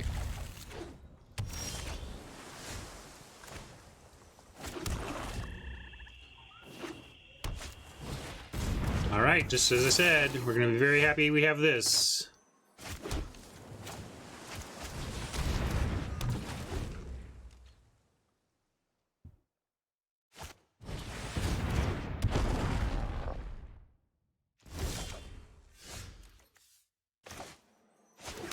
No. Although you do get a slightly big Prismite, but hopefully we trade Undead Servant for that next turn.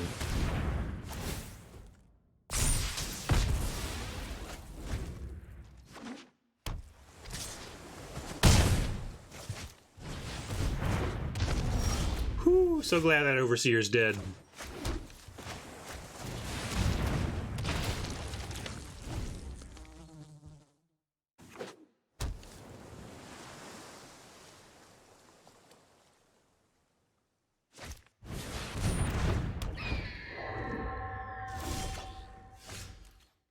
Oppo not interested in setting up our servants for success. Well, we have the elemental, so I'm going to go ahead and say, oh, fine. If you don't want to make these are somewhat underrated as like 3 mana, 3 and a black, 3/2 that kind of says unblockable on it in many ways. In many respects.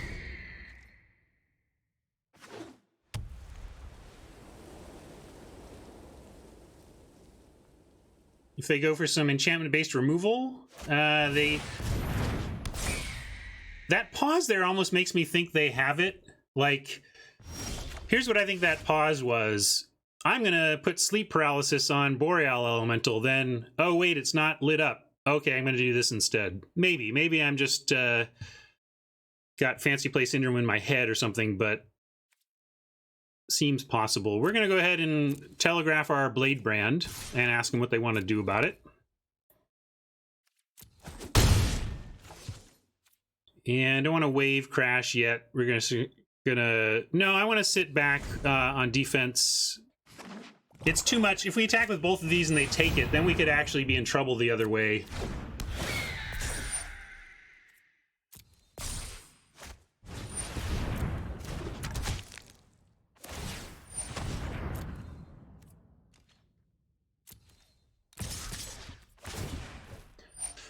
So, is it worth the elemental to take out the protector here? Probably not. I think we have to just take this damage. You want to trade for Griffin, but then we're just in trouble to 3 flyers with 0 defense. I don't think we can do that. I mean, we could soul salvage it back, but then it's a ways from being available. We do have soul salvage. I don't know if we have the time, though. Whereas if we just take 7 here and go to 10, we untap with a 3/4 on defense at the ready. Whereas if we Blade Brand here, what are we doing next turn exactly? Like we take we still take 3 and we go to 14. And instead of 10 with a Boreal Elemental, we're at 14 with a Dead Protector, but Eagle and all this stuff.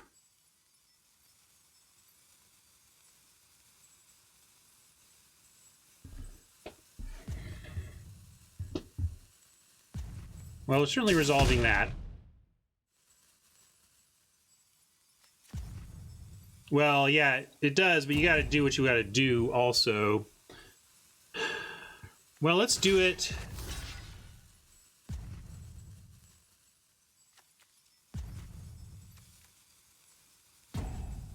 I think we're in a difficult spot either way, so I will do it, but I don't love it. Well, that's a nice draw, and maybe what we need to do is actually just Blade Brand again. No, I think we need the... Okay, the Lynx really helps. Now I'm just going to... we get to pin down a flyer.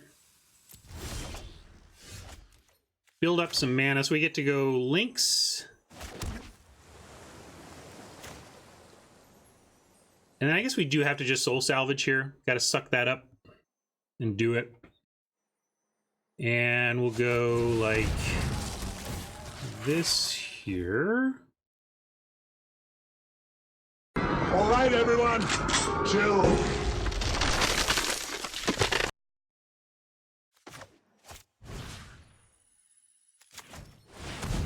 Yeah, we can go Yarax Lynx if we find a land.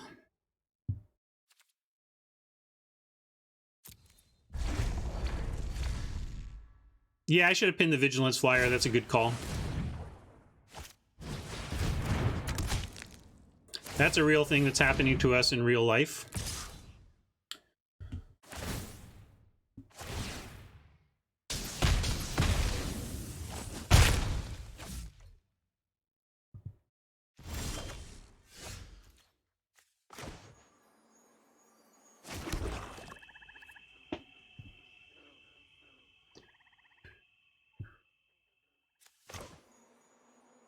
All right. Boreal Elemental Blade Brand it is.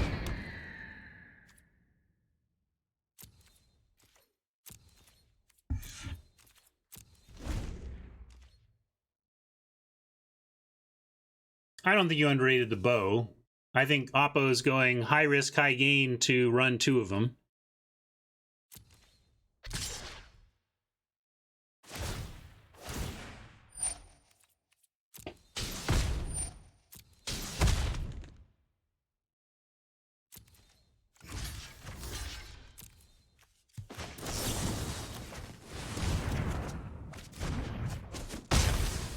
That's pretty cool.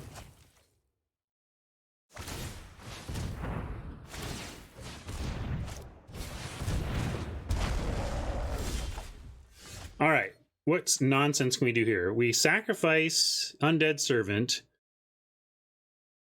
and 1 card goes to graveyard, 1 card goes to the battlefield, 1 card goes to hand. So we really need Boreal Elemental back. And Frost Lynx to hand is nice because we can tap stuff down. So let's do that. And then we put a servant in the yard for the other servant. Will it leave us... Okay, it's leaving us reasonable mana. We could attack first, but if they block, that would actually be bad for us. I guess they won't, right? They're not going to block.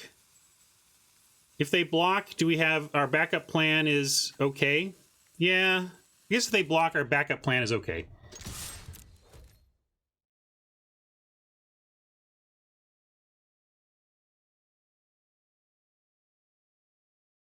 Yeah, because we can still do Servant into Blood for Bones or Yarok into Servant.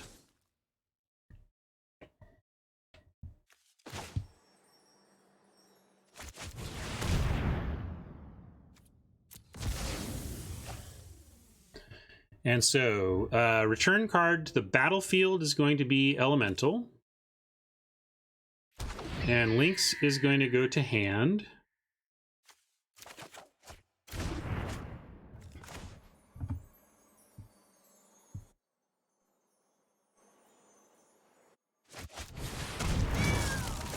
And yeah, we'll tap the flyer.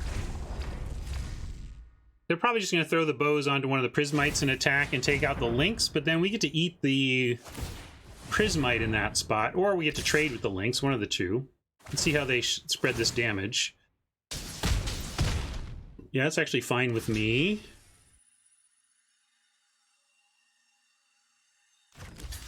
Doing that. I could have traded for this one. I guess it made sense. I should have traded for this one. It's no big deal for them to move that equipment around, so definitely a mistake not to take out the bigger Prismite. We should be at 8, and they should have a 2-1 instead of a 3-2. It's not going to make a big difference on the ground, but the 1 point of life might make a difference. So bummer that I did that. Here, Servant.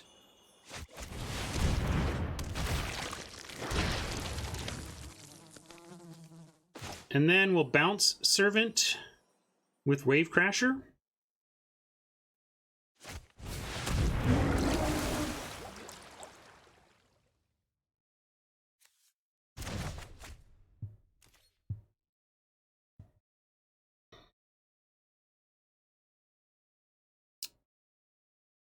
This is dead to the bow, but this is nice on the ground. Really, we're only getting 2 in the air. We might actually be winning the race at this point. We take 4, eat this Prismite.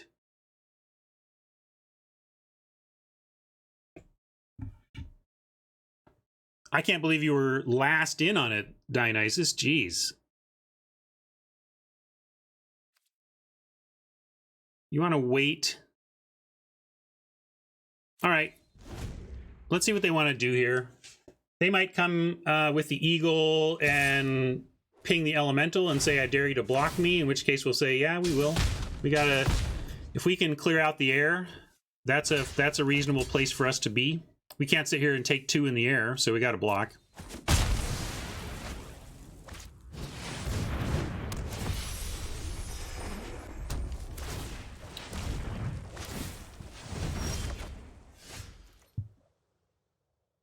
Now, they found another flyer. That's rough. We're top decking now.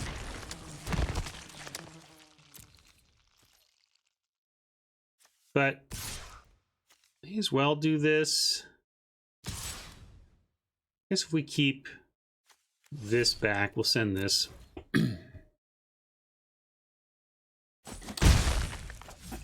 I don't know how punt became associated with mistakes in Magic exactly, but certainly punting in football is the result of mistakes or lack of success, is the result of mistakes / lack of success. That's, I think, why it has that association.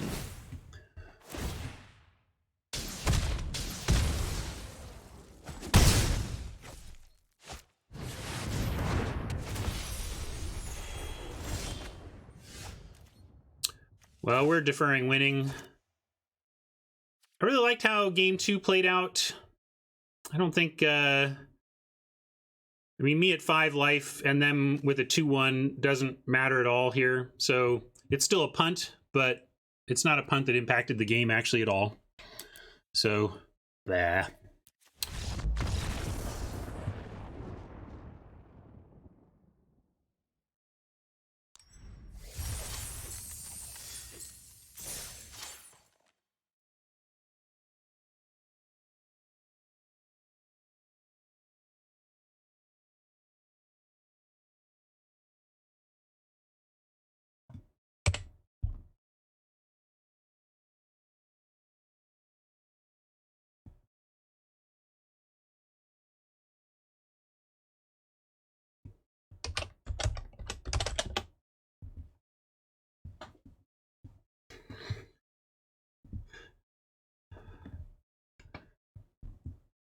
I have the power, Dionysus.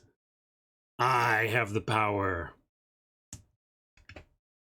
Whatever, 4 of you can agree to repunt and I won't stop you. All right. Before I dive in for that, I will show you this deck that I was talking about. Oh, it's actually not on this account. We'll look at that deck later, but it's basically a... I can describe the pieces anyway. So the basic point of that deck I was talking about that Bill Stark championed is first and foremost a Scape Shift deck. So if you don't know that card, we'll start there. 4 mana, sacrifice any number of lands, search your library for up to that many land cards, put them onto the battlefield tapped, then shuffle your library. And then is it 7? Field of the Dead is the other combo. Whenever Field of the Dead or another land enters the battlefield under your control, if you control 7 or more lands with different names, create a 2/2 black zombie creature token. So the deck is mostly one of lands, a lot of gates, a lot of gain lands, and it's got this incredible land suite. And it also uses let's see, gate. Oops. It uses 4 copies of Circuitous Root. This is a huge early play when you can fire this off, because if you do this on 4, I'm not sure if there's ways to do it on 3. Can't remember what ramp is in there. I don't think there's a way to do it on 3. But you do this on 4, you get 2 lands, and then you untap. And crucially, you want to wait till you have 7 lands. And once you have 7 lands in play, and you Scape Shift. If you sacrifice all 7, and in the 7 lands that you get to replace it, one of them is a Field of Dead, and the rest are 6 lands that have different names, then you're going to get 6 zombies right off the bat. So really it's about Scape Shift, Field of Dead, and then Mending is also a nice... Like, one thing I can do, if you get down a Mending... and then Scape Shift right before Chapter 3, that's insane. So. Oh, 7 zombies. Yeah, you're right. Sorry, 7 zombies, not 6. It's because it counts itself. Anyway, you just make a crap ton of zombie tokens through Mending, Scape Shift, and that land. And everything else in the deck is about ramping. Yeah, I guess you can do it on... yeah, there's the... yeah, you can do it on 3 because it's using Grazer.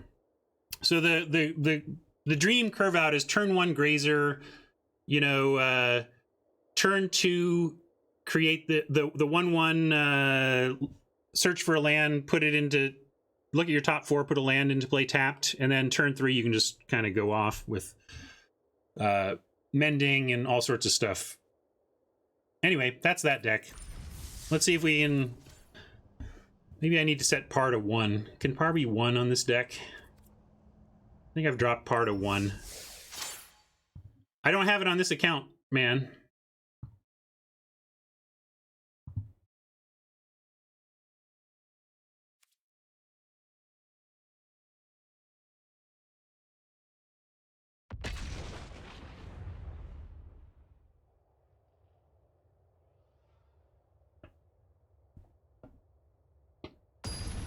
I called it Stark Shift, but that's what I called it.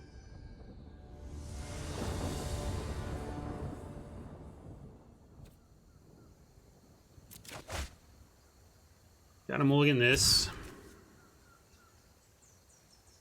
Gross. I think we have to keep this and ditch the embodiment, actually. Oh, that was me wishful thinking, sorry. I knew there was a 1 involved. Thanks for the correction.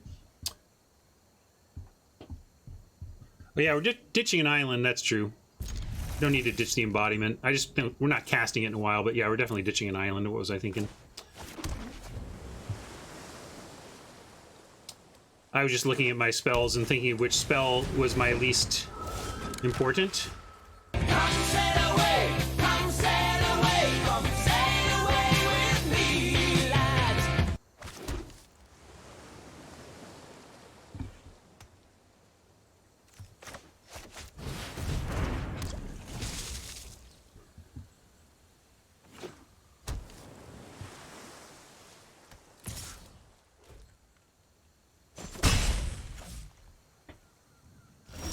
That one was from our friend Fiddles, who unfortunately had to go and miss its debut, but I worked with Fiddles on that one.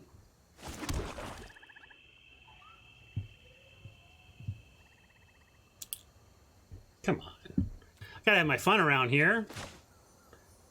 I guess we don't have anything else to do, so we're gonna wing some words.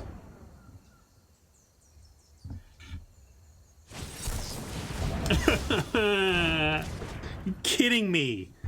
Are you kidding me? All right, well, I hope you enjoyed the meme because we're out.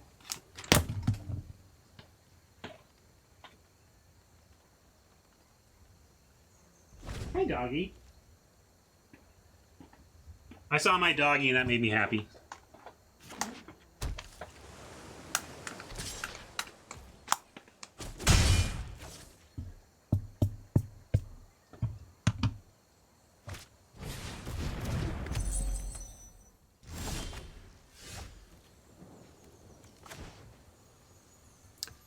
You can play Frosty, but I'm going to play max out the mana, play the Servant here.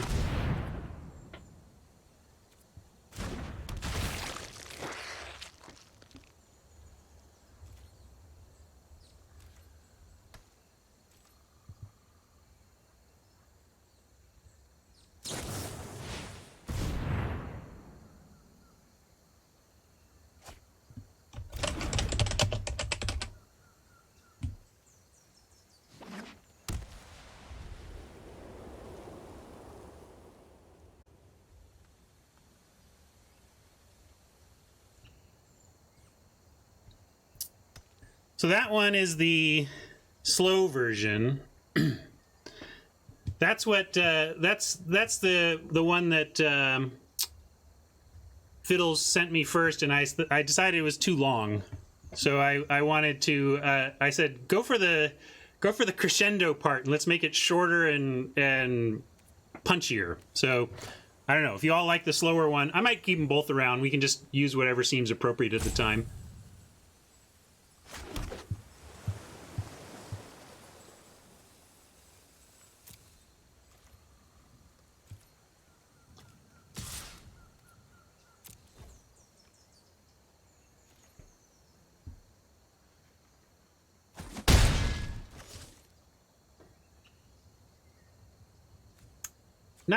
Not a heck of a Frostlink's move, but we'll do it.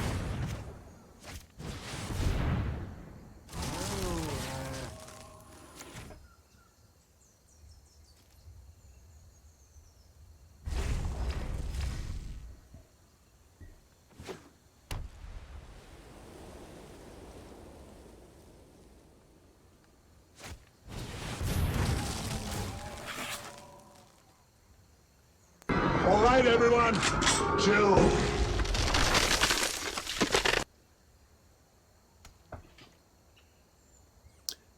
Didn't lock the weaponsmith down. I mean, if I had tagged it, they could have done it. Or was it summoning sick? Maybe it was summoning sick. I should have, but I thought it was not summoning sick, and therefore it didn't make a difference. But if it was summoning sick, yeah, I probably should have done the weaponsmith.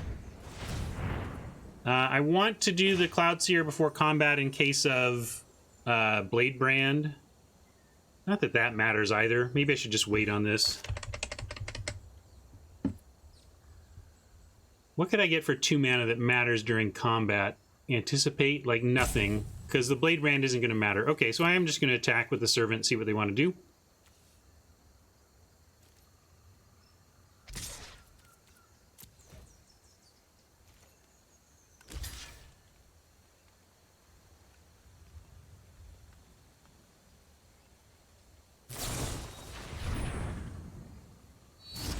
Not the worst. It still takes the full, God willing. They got a good scry by scrying to the bottom, but we have a dead zombie, which is kind of where we want that guy anyway. And now let's seer with the appropriate mana. This is where sometimes I remember not to let auto tap screw me, but if I had just Cloudskin seared it out auto tap, it probably would have tapped the swamp, and we have Blade Brands in our deck, so we definitely don't want to let that happen.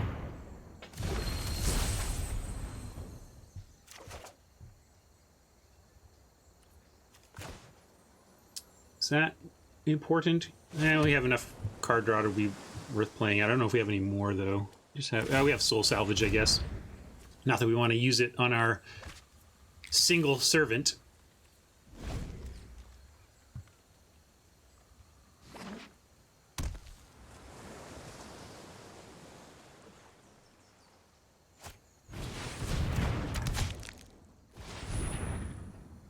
dead Seer, but the nice thing about Cloudkin Seer is that you've already gotten your value even if it made it to the battlefield, so not a big deal that it's about to perish. I mean, its power is in the fact that you hope it doesn't, but it's always nice to know that it wasn't the disaster it could be in some cases. Here, only a 2/2.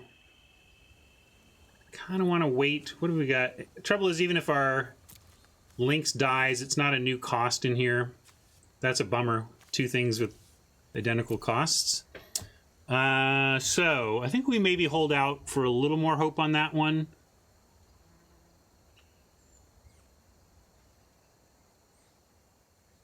Exactly. I can't put it out because it's like we don't even get a profitable block on the Sailor, so why bother?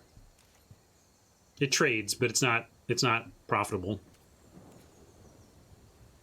All right, we're gonna sit back and lose to this bag of holding now.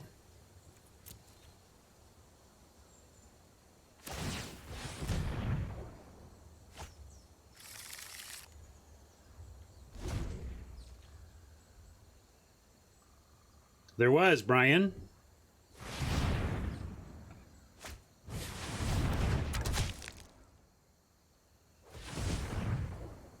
There was also a request if you wanted to update this. All right, everyone, chill. Or maybe even I could do it. There was a suggestion to put the kitty meow that the game puts when you play a cat instead of chill in that one. All right, everybody, meow.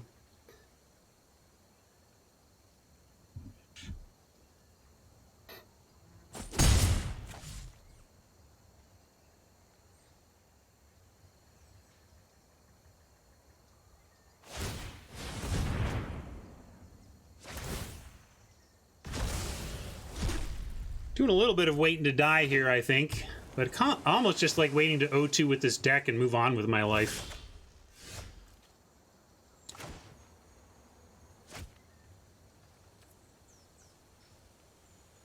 Can't quite bring myself to play that yet, though. We're going to give ourselves a chance.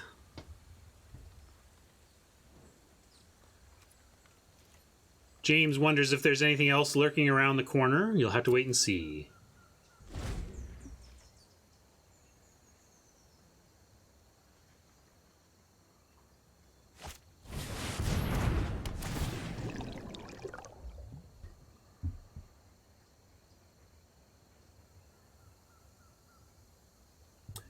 We've already memed Ice Ice Baby. Not with that part of it. To the extreme, I rock a mic like a vandal. Light up a stage and wax a chump like a candle. Dance!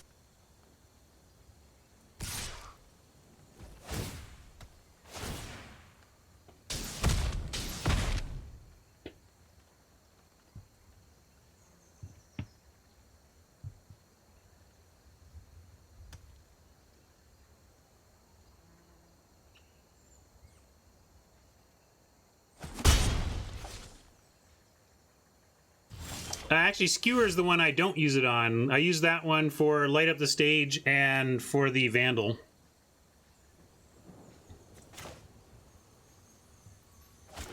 All right.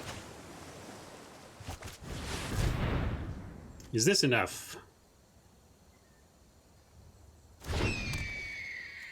Remember when we got winged words countered by negate on turn 3 of limited?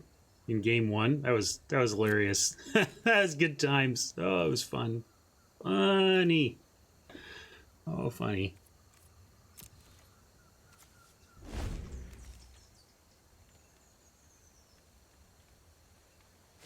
Note that Heartpiercer Bow does the damage. It doesn't give the damage to the creature, so like putting Heartpiercer Bow on Embodiment of Agonies does not turn into a machine gun.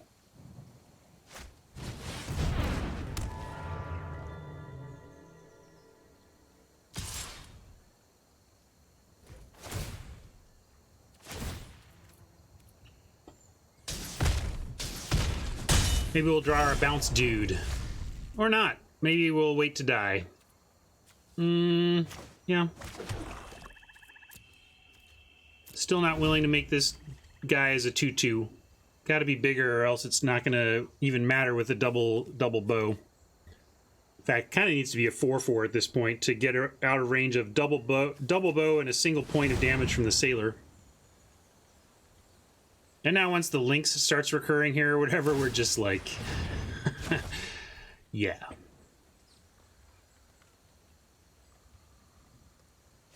Yeah, there's artifact removal. There always is.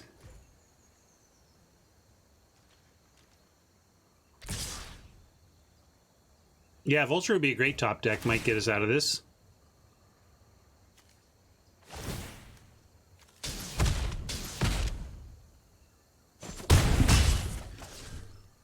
Weaponsmith has been on the radar of I've heard it in the, you know, oh, it doesn't, well, I guess we get the paralysis back, so there's that, but I've heard rumble from the Magic community for the past week that Weaponsmith can be good in the format if you, because it goes so late with the format specifically being Arena bot draft, where the bots don't value the Weaponsmith at all, nor the parts, so you can assemble some value there.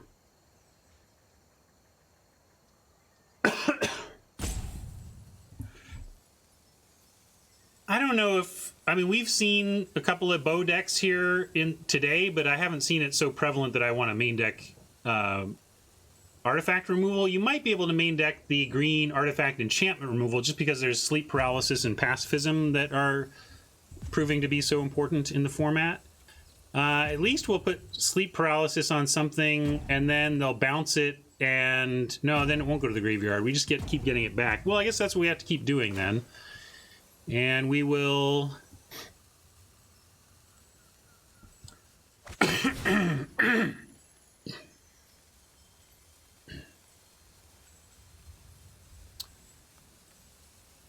guess do the sailor, so they have to do some re-equipping.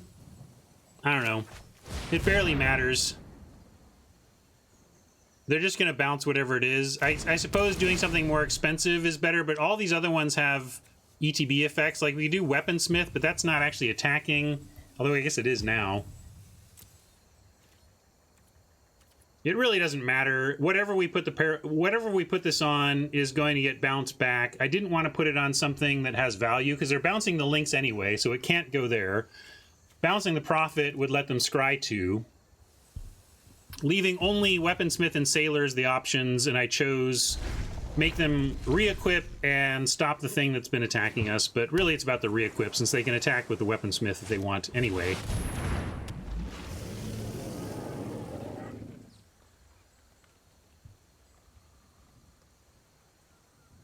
Here, I'll give it to you on the Sea Serpent. Come sail away, come sail away, come sail away with me, lads.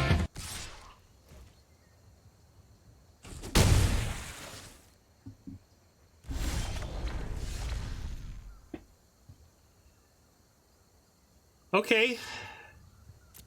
We're pretty darn dead. And they have the ability to make this unblockable. And we can actually do this, and then Blade Brand ends up in the graveyard, so there's that. We'll do this.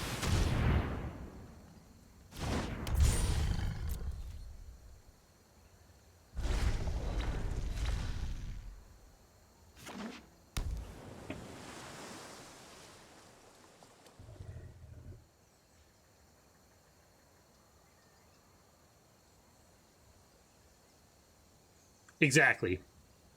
We can Blade Brand in response to the trigger, but this is the thing. I was hoping that somehow they would decide that they didn't even need to bother making Sea Serpent unblockable in our black deck with no removal. But you know the rules, Dionysus. You just gotta stay around and watch.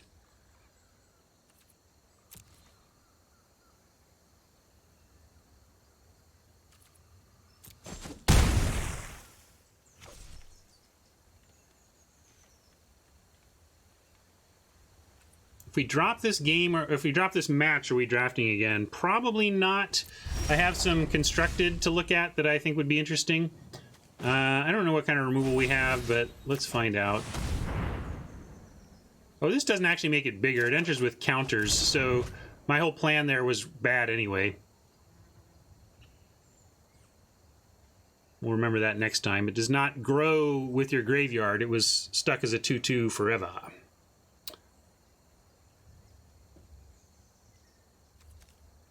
Yeah, we're just dead. Let's, I mean, I could show him the second Blade Brand, but we can't find anything. Like, we just literally don't have removal for it. So, like, well, let's make sure that we're not dead. So if we find Blood for Bones, we could Frost Links. I guess we look for, but then how do we kill it? Like, we never kill it. We're just showing them a second thing for no possible victory path. Yeah, we have no victory path here. I'm not going to do it.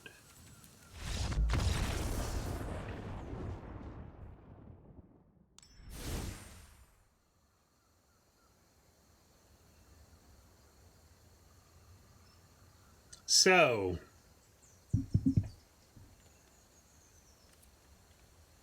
sea serpents and the like from across the way. What was their second color? It was blue. Were they blue-black also? See, here we are again. I remember one color at best. If I'm lucky, I remember one color my opponent was playing. I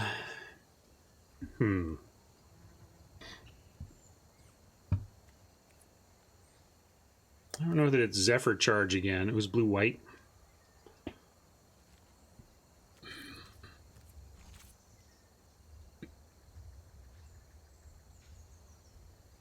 You see any changes you'd make? What are we even doing here? We've got Retributive Wand and Vial. We haven't really brought in the Wand or the... We could bring in the Vial. Sailor. Wand gets the Sailor.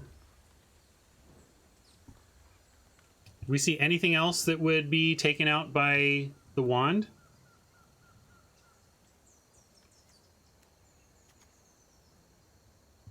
I think we probably want the Vial. We just have no removal. I'm going to do this. No, I'm not sideboarding Duress against whatever. Like, no, I don't think so.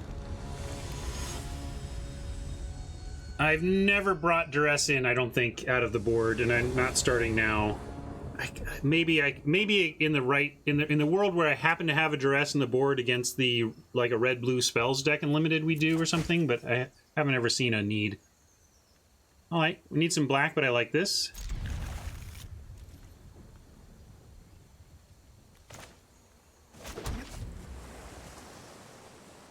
You'll have to see as they roll out, my friend.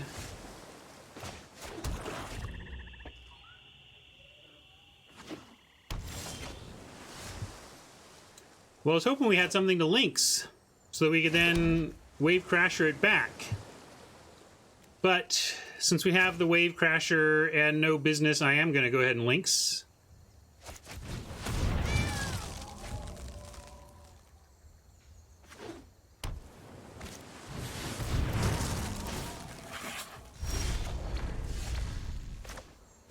I'm going to start with Servants here, though. See if we can't get one of these dead before we start doing stuff with the other one.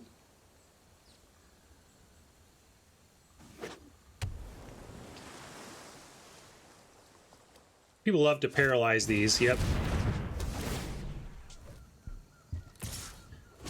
I got my Servants paralyzed all weekend long. Still worked out.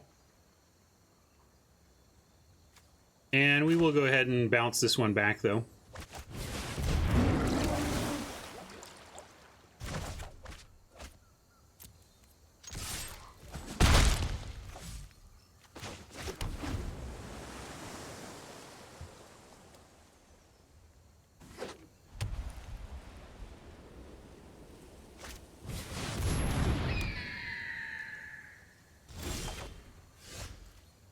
That's not great. However, we do have a Wave Crasher that can get in there. Need some Blade Brands.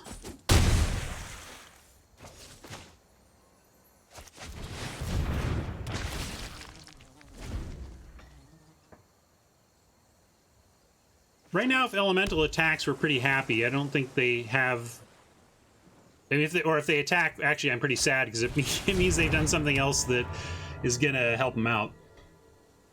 I don't think they have attacks right now. Maybe the portal gives them enough juice. Wow, what are you doing? All right, I'm in. Let's see if they play something here. Wow, no play? That surprises me.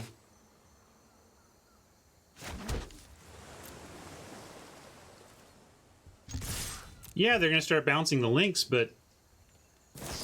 Okay, there's the play.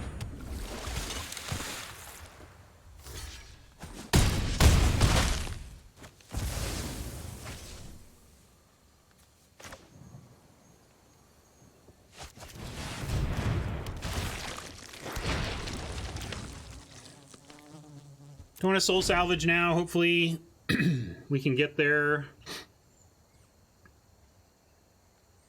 through sheer number. Maybe I should have soul salvaged if we are just trying to get there through sheer numbers. But we can, like, blood for bones, the thing that's frozen. We get to do an attack, and if they block anything of significance here, we get fun stuff after. Have to suicide into the elemental, unfortunately.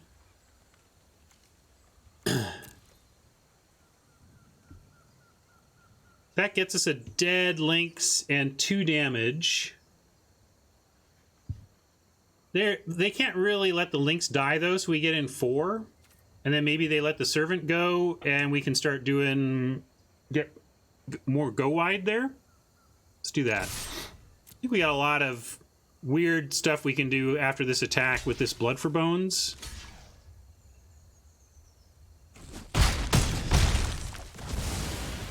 Okay, they did go for the Lynx trade, so they're not going to be shenaniganing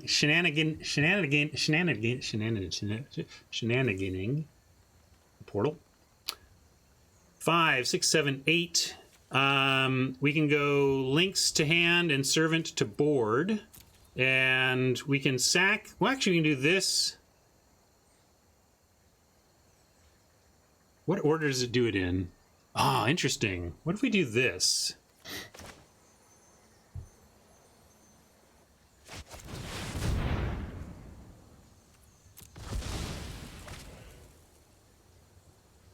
Oh, don't negate this or I'm screwed. Okay. Whew. So we're going to go... well, we can... Yeah, so what I want to do is bring Wavecrasher to hand for bounce, but we can do Servant... Servant to the battlefield, bounce it with Wavecrasher, or we can do Lynx to the battlefield, bounce... If we go Lynx, we get to pin down the elemental, and they would have to... Although I guess they can just untap it with this. All right, let's go... yeah, let's go wide. We'll go zombie to the battlefield.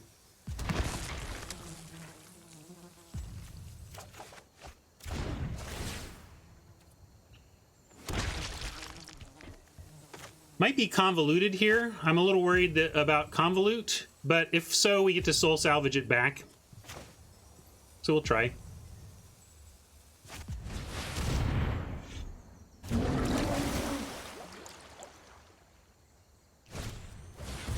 Ah, they've been sitting on anticipate.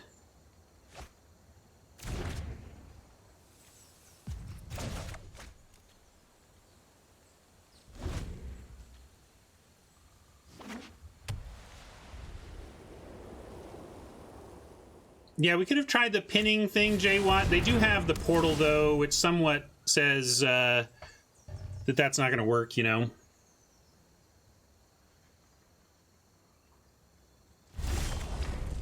Interesting draw.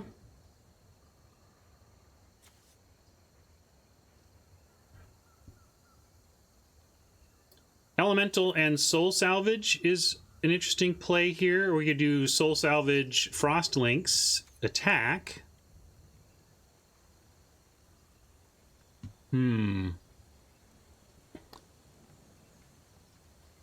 You wanna do that now, Mike, or you mean next turn, like next turn from here?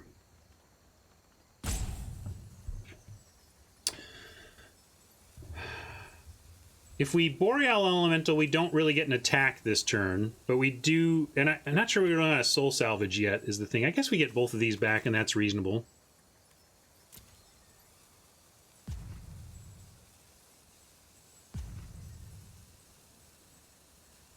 But if we're going to, if we want to set up for next turn, shouldn't we Undead Servant, create 2 bodies, and then do that trick next turn? Yeah, I think Zombie then Salvage is actually what we want to do. I like that.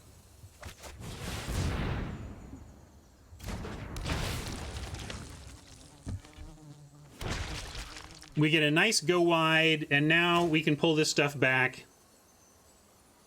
Now get them to 2. How do we get them to 2? We attack in, they eat 1, they go to 4. I'm not into that. Right? What do you mean get them to 2? I'm going to do this. Try and get him next turn. If I screwed it up, Mike, you let me know how, but I didn't see how we get him to 2 there.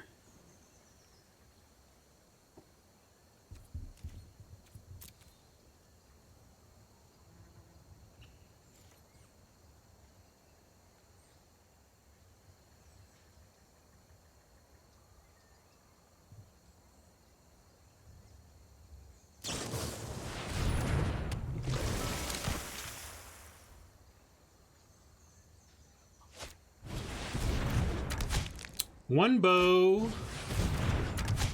was gonna say one bow, not a big deal. 2 bows could be, but even though there we're doing fine, they don't really have. I mean, they can't really attack just to get rid of one of our zombies, or we just win. They know about the links, so I think we just have this here, and there's not much they can do.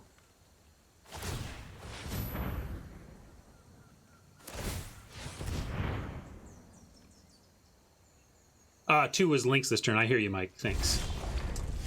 There's our portal, but we're just going to try and do it the old-fashioned way here.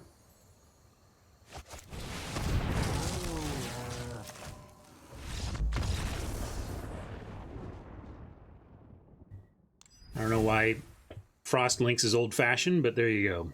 All right, we've come up with another chance to try and salvage a match win.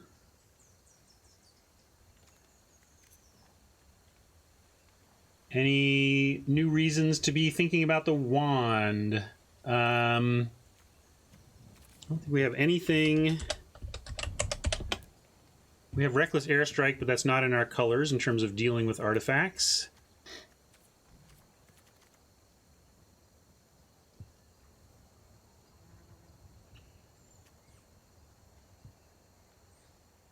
Yeah, I don't think those are worth it. So I'm going to run it back like this.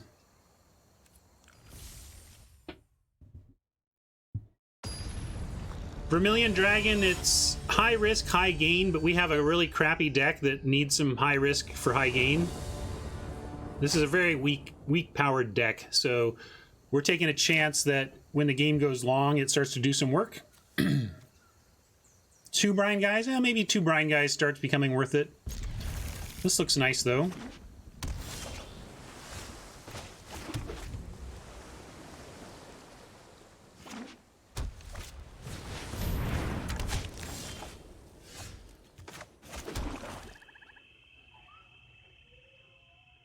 Well, I was thinking of getting Vile down before it could get negated, but I think I'm going to go with Anticipate before it can get negated. I know it's an instant we could wait, but they've shown negate, so I'm just going to do this while the coast is clear and look for what we most want. The rest are going to the bottom, so we're going to have 1 Anticipate. We do have the 5 mana, so we can get to Boneclad. Moat Piranhas, I don't really like as much in this matchup. So I think it's this for the later game or Necromancer now. We do get Vile in the graveyard and Winged Words in the graveyard without any more effort. So it will be a 3/3 pretty easily. All right, we'll take this because we know it's going to be at least a 3/3 based on even what we've got in our hand right now.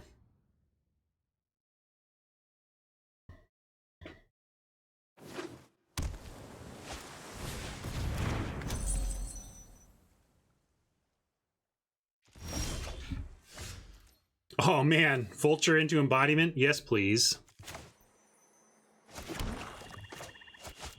One-time dealer. Hook us up.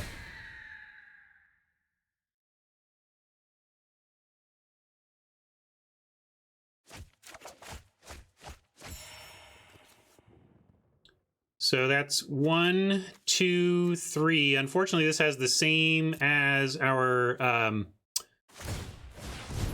winged words, so we don't get any extra there, but we got 1 extra. Sanitarium Skeleton is going to be 1 extra for us.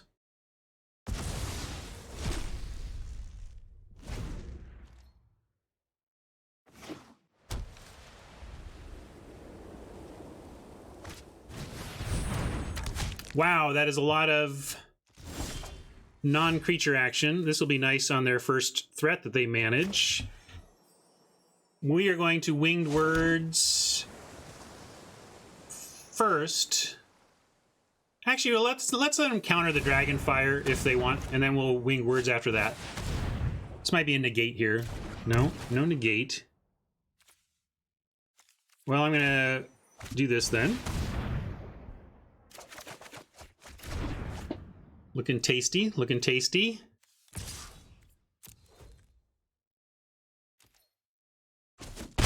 Must be a Cutthroat coming here, and we're probably gonna have a dead Vulture. No, no Cutthroat. Dead Vulture would at least feed embodiment.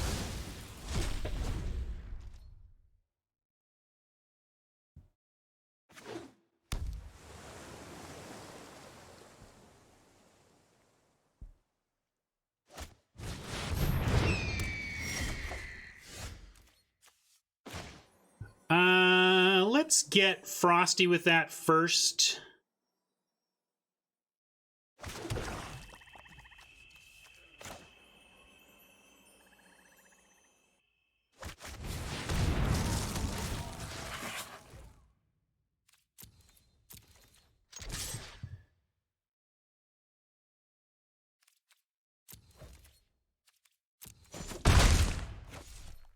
And I guess we sit on Dragonfire activation.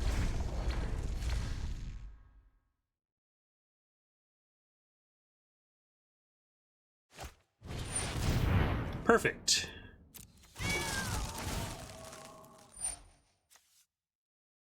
I'm gonna go ahead and kill it.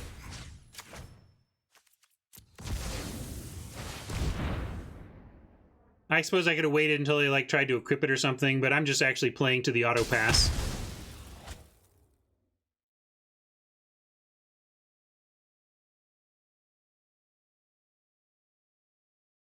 I didn't feel like they were going to put bows on the thing that we could kill as was. So now it's getting 4. That's nice.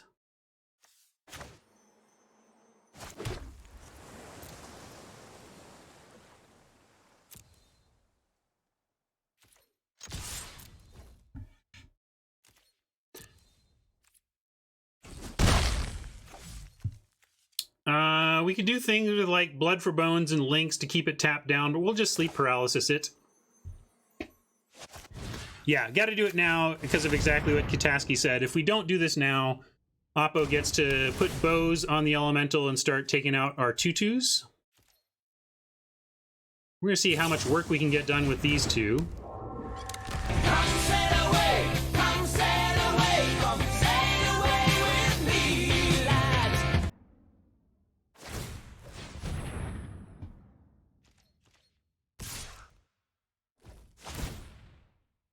Boo Earns. At least they put a different casting cost in the yard. We get an even bigger embodiment. Ooh, gosh, so many things to do. We have embodiment on 3, which means we could go blood embodiment. Let's attack first.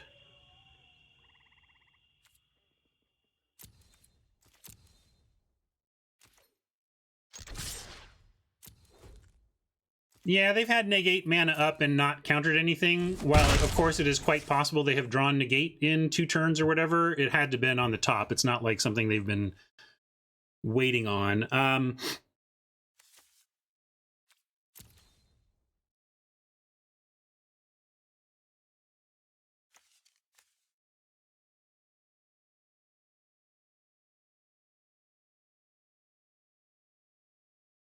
If we do Seer Embodiment, the Seer just dies to the Sailor, right? I guess maybe they don't attack with the Sailor, but it seems...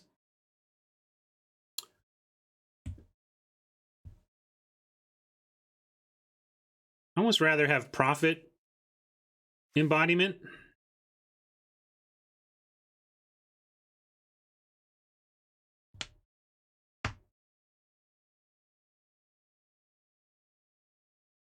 Yeah, all right, we'll play Embodiment and be happy with it as 5.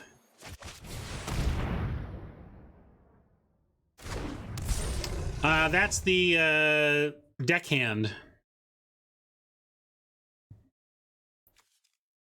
Well, it's 5, and now it's locked in. We have what we have. And if we blood,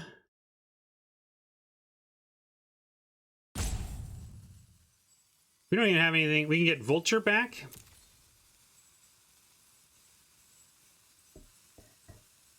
Yeah, we can keep the blood for the enchantments. I'm going to go Prophet, and let's see what they've got. This is fine. Let's see what they've got.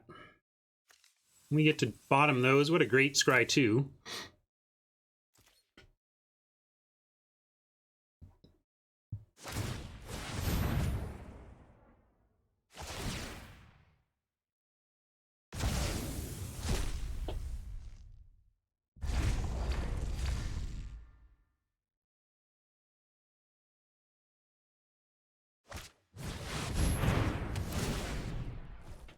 Who's our geniuses who wanted to do that? Play around paralysis.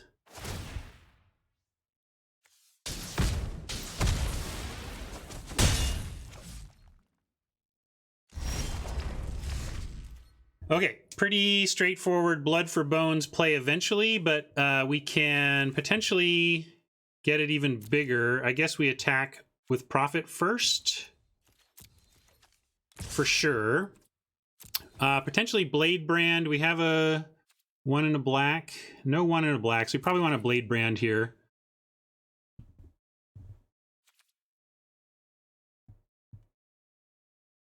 Yeah, I like that play, Kitaski.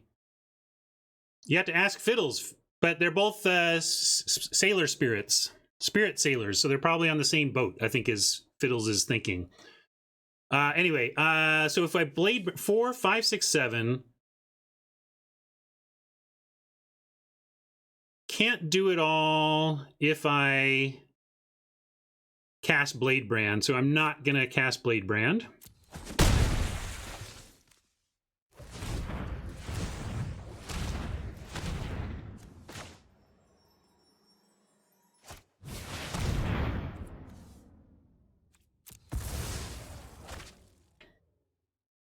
And we want links to the battlefield and embodiment to the hand. Pinning Sailor and trying again for a big flyer.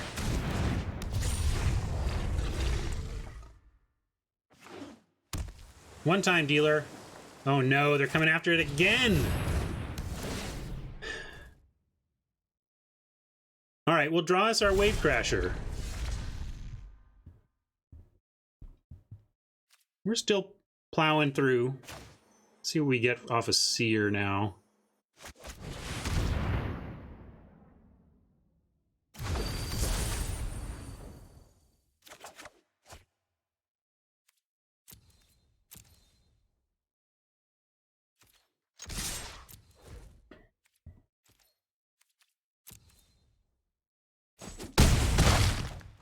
And just gonna add a 3-2 and hope that, again, we can go wide enough to get there here. I guess we can. All right, folks, we're off the schneid. We found a win somehow.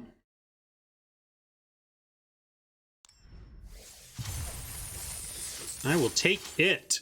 Whew. Not sure, wasn't sure we were gonna get a 1. And we still got work to do to get any gems back, but at least we got 1.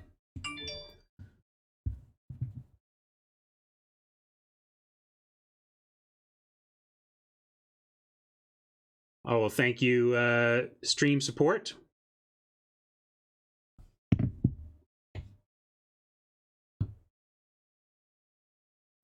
No, we've kept Portal in at least one. I still kind of like it. I mean, we can look. Like, what do you want to do with if not Portal?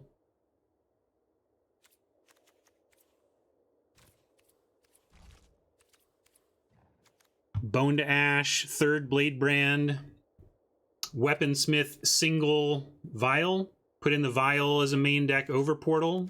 Do that. Keep bringing in Vial.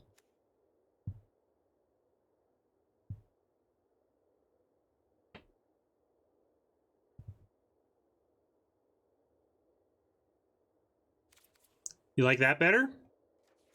Start on Vial.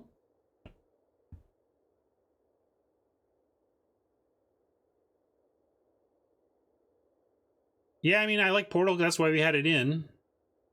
Yeah. I mean, we haven't done anything with it, if we're honest. Like, but there were certainly times where we said, hey, would Portal be good right now? And the answer would have been yes. Yeah. So there would have been definite times where a Portal would have been a welcome top deck.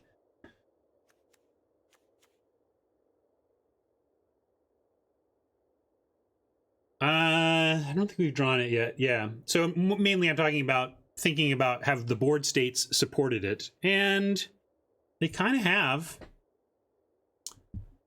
But I kind of like that we've always wanted the violin. I've brought the violin every time. I think I'm going to start with the violin main, and then we decide if it's a grindy enough matchup to bring in Portal. I'm going to try that.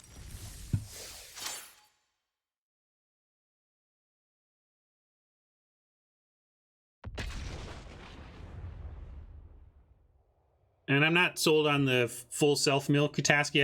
I think our more traditional angle of approach here is a higher win percentage. That's just my gut, though.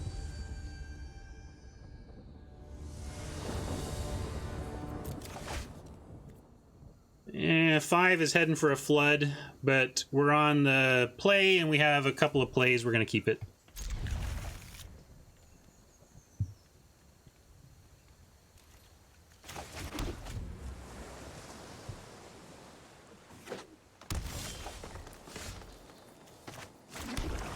Hope they play something that we can freeze.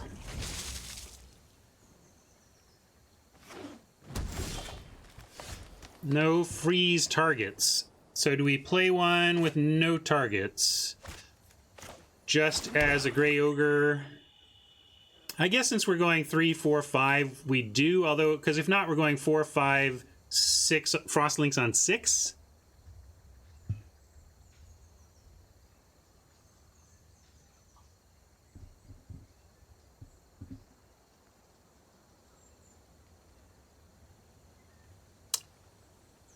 If it were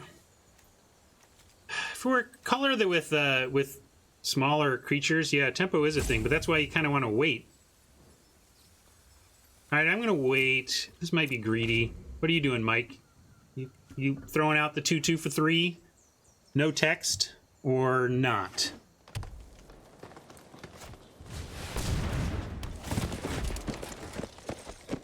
Frostlinks is generally met unless you're reasonably proactive. I felt like we were reasonably proactive, but the deck is pretty weak, so, you know, it is what it is.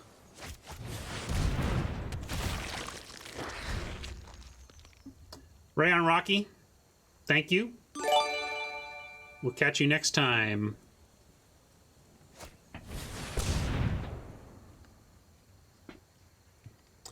I never did tweet today, did I?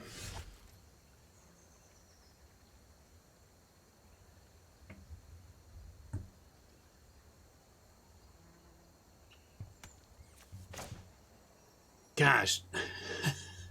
How about slight value Frostlinks over no value Boneclad Necromancer plus Anticipate? Yeah, let's do that. Anticipate. Ooh, which of these beautiful lands? We'll take this beautiful land.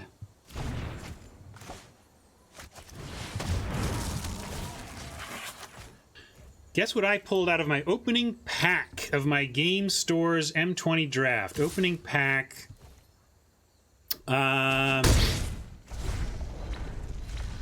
Black Cavalier. I don't know. What'd you get? What'd you get? 15 magic cards. Hey, 85 Hawk, how you been? Okay. Well, it's a bit of a non-bow because we do want to recur stuff like Frostlinks from the graveyard, but I'm also not going to not play my Necromancer, although let's see, maybe we can get a Servant out of it instead. Although Servants we want in the graveyard even more. Nope. Alright, I'm going to do it.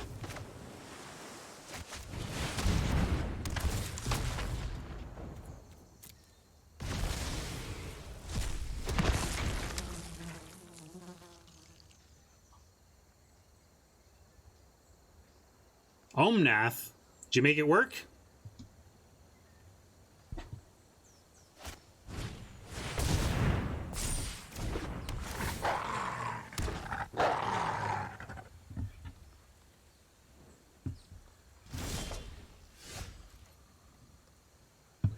That's no good.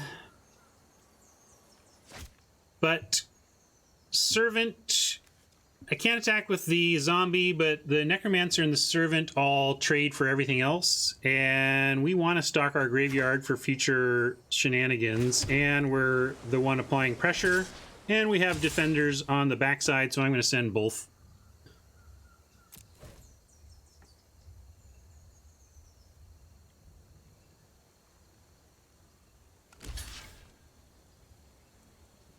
Yeah, actually with the two lands on the bottom.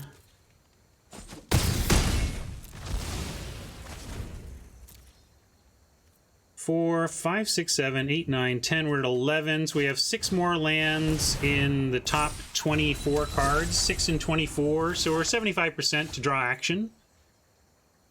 And we have drawn some action. All right, we're going to pin down the Knight, which is holding back the other zombie, and that'll be nice.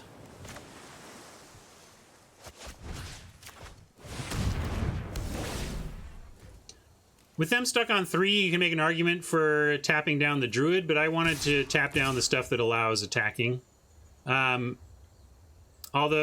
if I do attack with the 2/2 now, they just have the 0/3 to block, so we'll leave it back on D. I'm not going to pretend anything.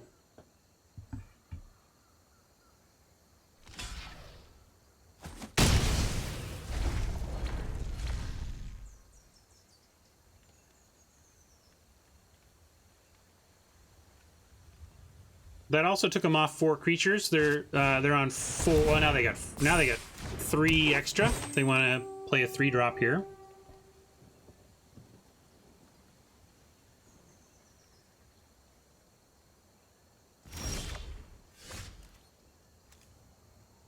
Wish we had more going on here, but it'll do. It'll do. We can at least play the big one this turn.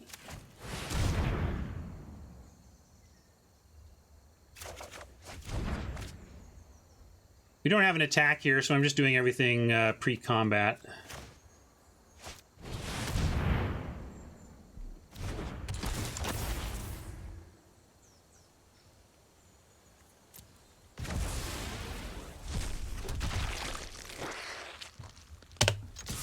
Oh, I meant no attack.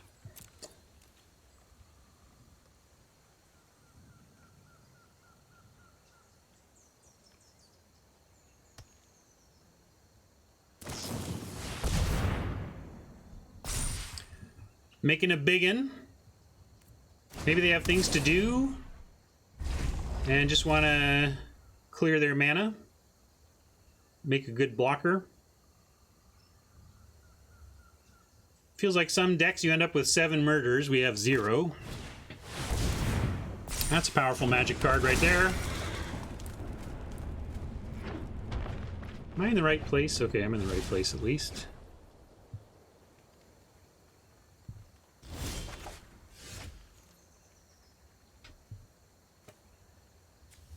Man, nothing in the yard, but we should note that this is a Season of Growth deck, so we should expect lots of targeting combat tricks and the like.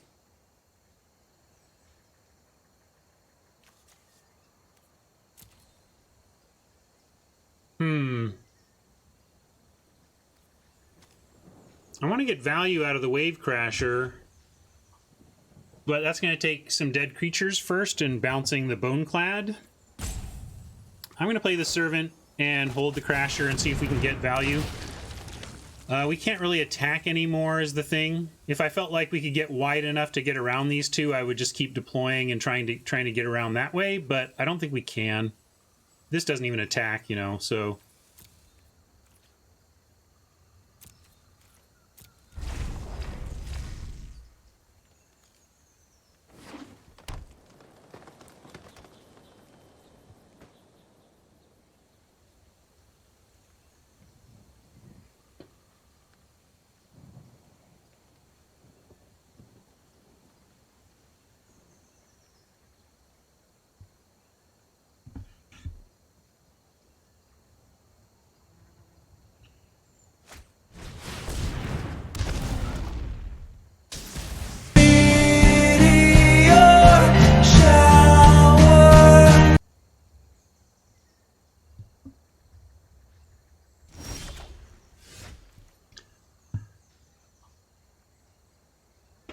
That's too loud.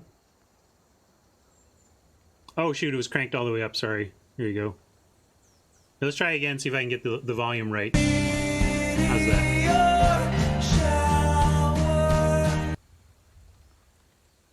Is that better? Sorry, I totally didn't even adjust that one.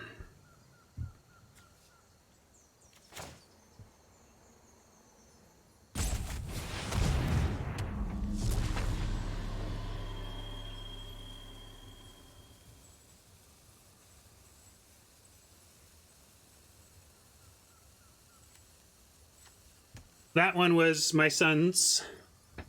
That was his gag idea, too.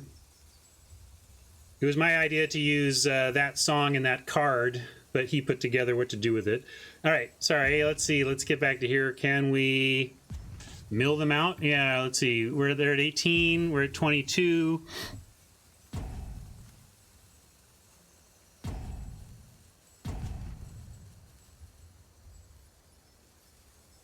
Still think we wait. We haven't seen it in a while. I think that, I mean, it's a reprint, but they don't reprint it like every set or anything like that. There's another one in the works that might have strong legs. There's a hint for you.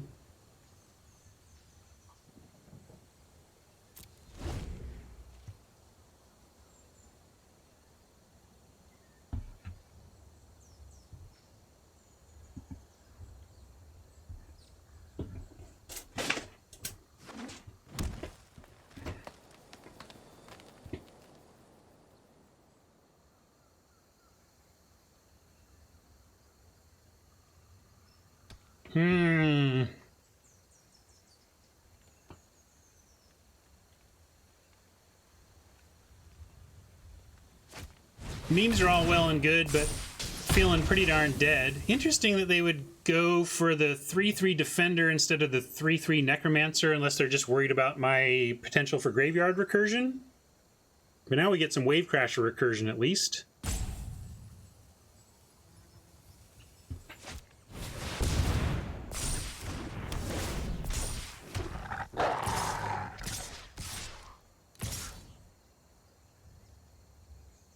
Oh no, this is only game one. We have to lose to this again.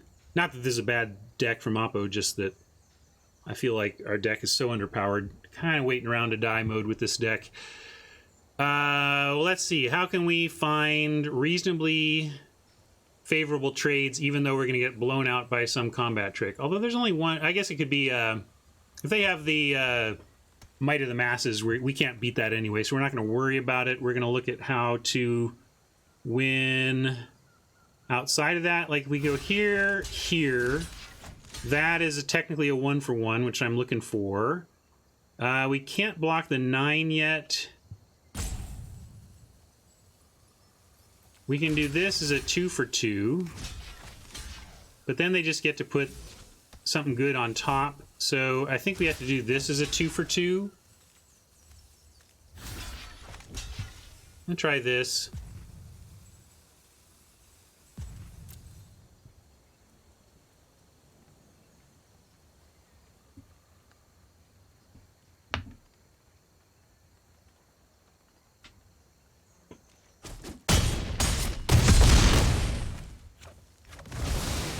Need quite a turn here.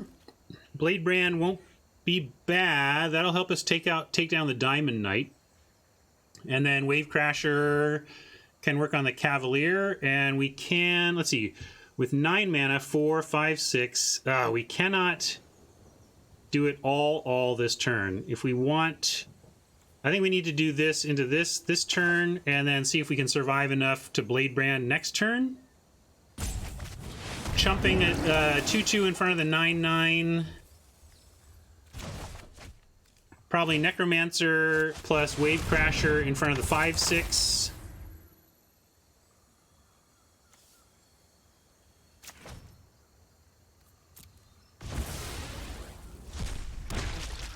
I could have attacked. True dat. No, I couldn't have. They have a 9/9.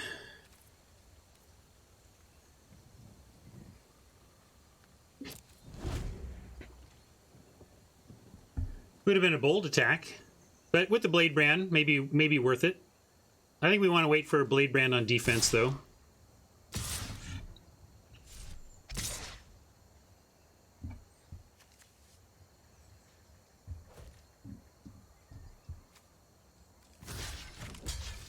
So let's see. They get anything? Target cards. What are we giving them back? We give them back like a Rabid Bite. Really just a Rabid Bite.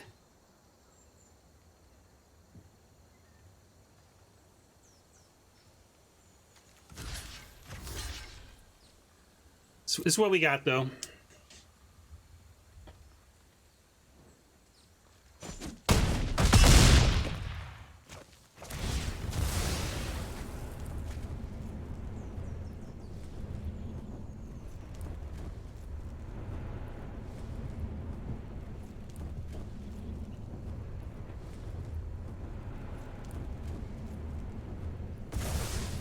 Interesting. That's fine for us. I don't know where they just want to get bigger. What are they? Maybe they're trying to go wider with that.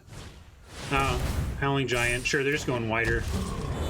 That makes sense. With that Howling Giant, that explains everything about that play. In fact, we can't even really survive the next attack.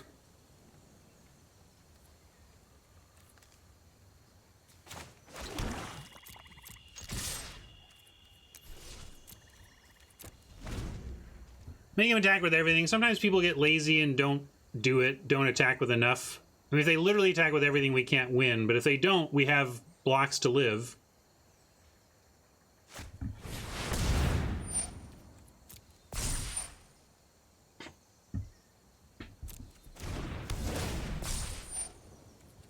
We couldn't beat combat tricks is the thing. We just couldn't beat that. So there was nothing we could play around. It doesn't, you know. If we're right about that, then all we do is know about how we die.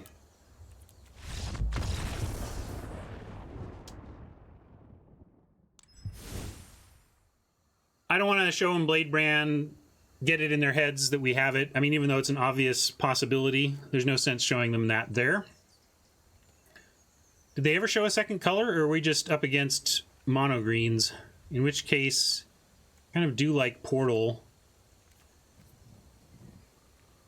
Bouncing Frost Links to tie up huge stuff seems like it could be good.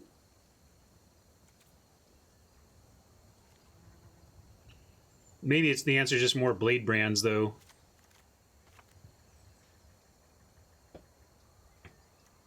Bone to Ash is its same mediumness. It's going to have the same problems.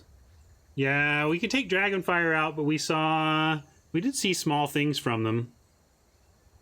It is a bit slow, though. I guess if we're going heavy on the Blade Brands, we can take out Vial of Dragonfire. So then I think I do like this, and then we have choices around, you know, Portal or Bone to Ash.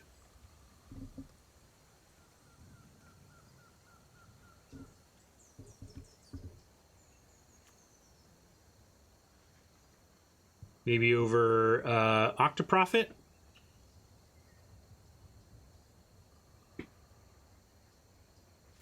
Octoprophet is fine, but it's not, you know, It's fine. It's replaceable though. And since we're putting in a 4-drop, let's take out a 4-drop.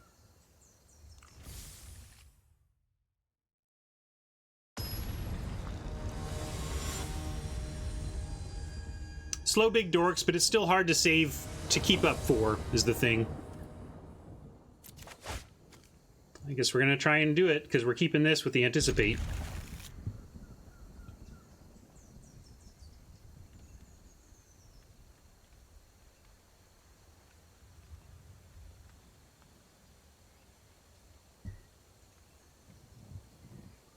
Thank you all for hanging out today. Hope your week is kicking off well.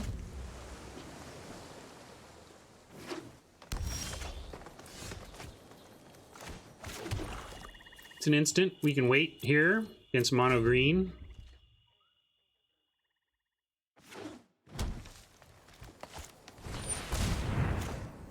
Negate.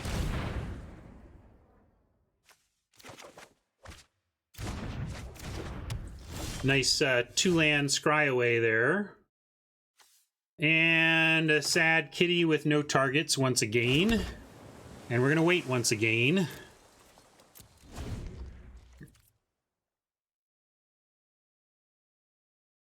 Nice, batting cages. Haven't done that in a long time. Maybe never will again. Afraid I'd hurt myself now.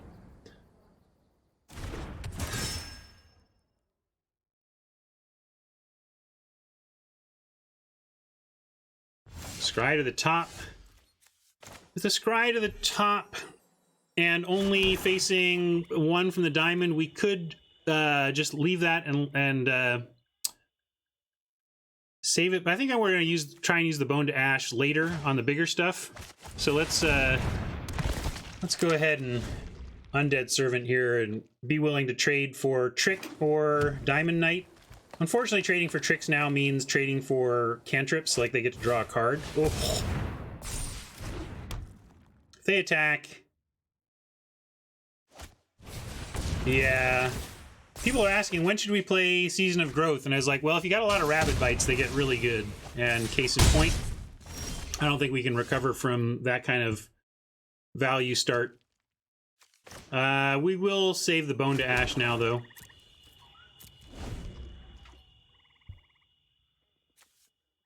Yeah, I think this is a solid build around, actually.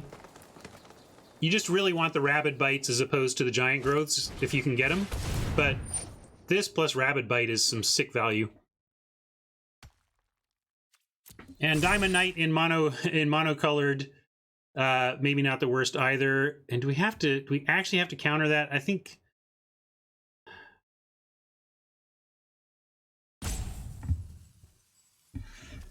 If we counter this, they're just going to play something huge that we wish we could counter, but we also can't wait around forever here. Yeah, we could counter what they ramp, but then we're saying we're taking next turn off. Are we really going to taking next turn off? I guess maybe we are. We're kind of telegraphing that bone to ash, but oh well.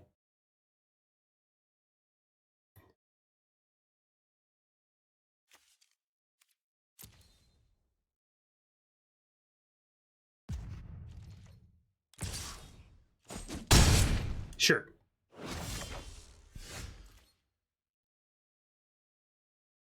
Well, Blade Brand is perfect against mono green combat trick for sure. But I'm maybe inclined to still take this turn off to Bone to Ash and take 4, but because if they do anything, we'll be really happy we kept our Bone to Ash up. If they don't, next turn we get Frost Links and Bone to Ash up. So I am going to pay the penalty here, take at least 4, if not more. One problem is we could take lethal damage. If they have multiple pump spells, we could just be dead now. And of course, Bone to Ash does zilch. This is why this card is not great. If it's the wrong card at the wrong time, you just look like an idiot. Not an idiot, but you know what I mean. It's not great when that's your result. Although the reason we did this is still in effect. We do get to Frost Links and have Bone to Ash up next turn. So taking a big smack here. Did they top both? Oh, they just scryed to the top. Okay.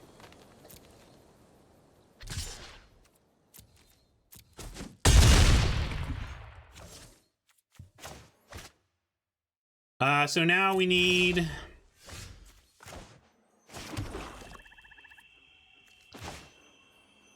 Frost Links to do what we want here. I'd like to play the skeleton and then use that as our Blade Brand target, but we have to... Oh, really? All right, well, now we know what we're Blade Branding anyway. And now, actually, we don't even have room to Bone to Ash. I'm going to go ahead and play the skeleton. Like, we have to try and use the Blade Brand to kill the Diamond Knight here, so...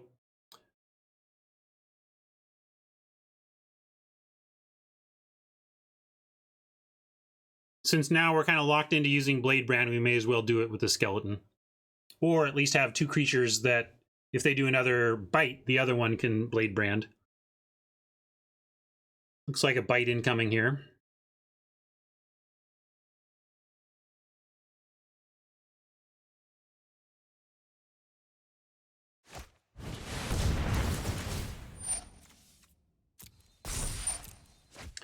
Really feel disappointed we're not better equipped to punish what Oppo's doing a little bit in blue-black. This ought to be the deck that just massively punishes this type of strategy, but we just don't have the tools. Their deck is way better than ours.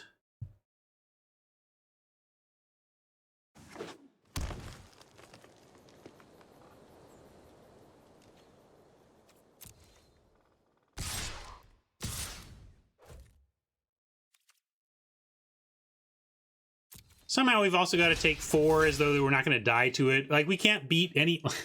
We're just so dead, right? And we're going to die to Pump Spell here, but this is a classic spot where we can't beat another Pump Spell, so we're going to play, like, somehow magically all of their Pump Spells are used up, or they don't have them, and yay, we're going to have a chance. But this is where they play a Pump Spell and we lose.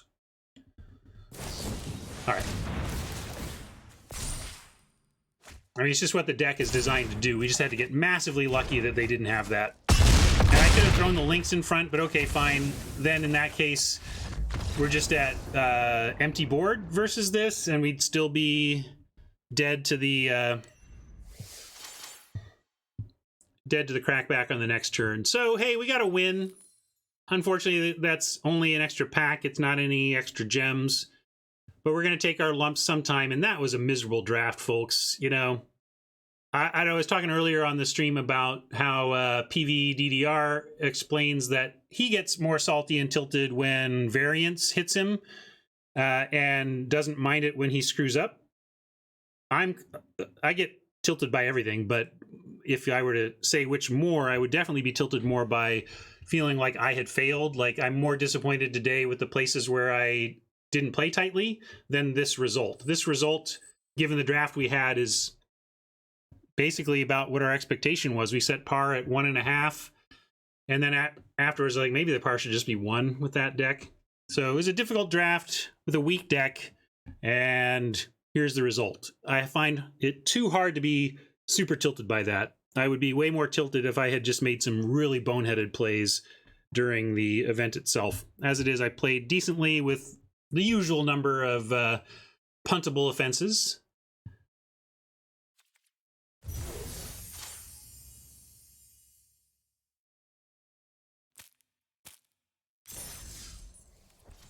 We'll open some packs here, though. And then I am going to... a little bonus content today. We're going to go grind the... Actually, let's grind this account to its 4th win, and then I'll go show you what I've been doing on the paid account with that wacky Bill Stark Scapeshift deck. Yeah, done with drafting for today. So if you're only here for the drafts, thank you for hanging out. In fact, I'll say goodbye to our YouTube viewers as well, since this is the end of a draft. Say hello, say goodbye to YouTube, and goodbye to anybody who's going to abandon me now because they're just here for limited. I get it, but there is cool decks coming up. Hang on, I promise you, it'll be a really cool deck. But for now, see ya.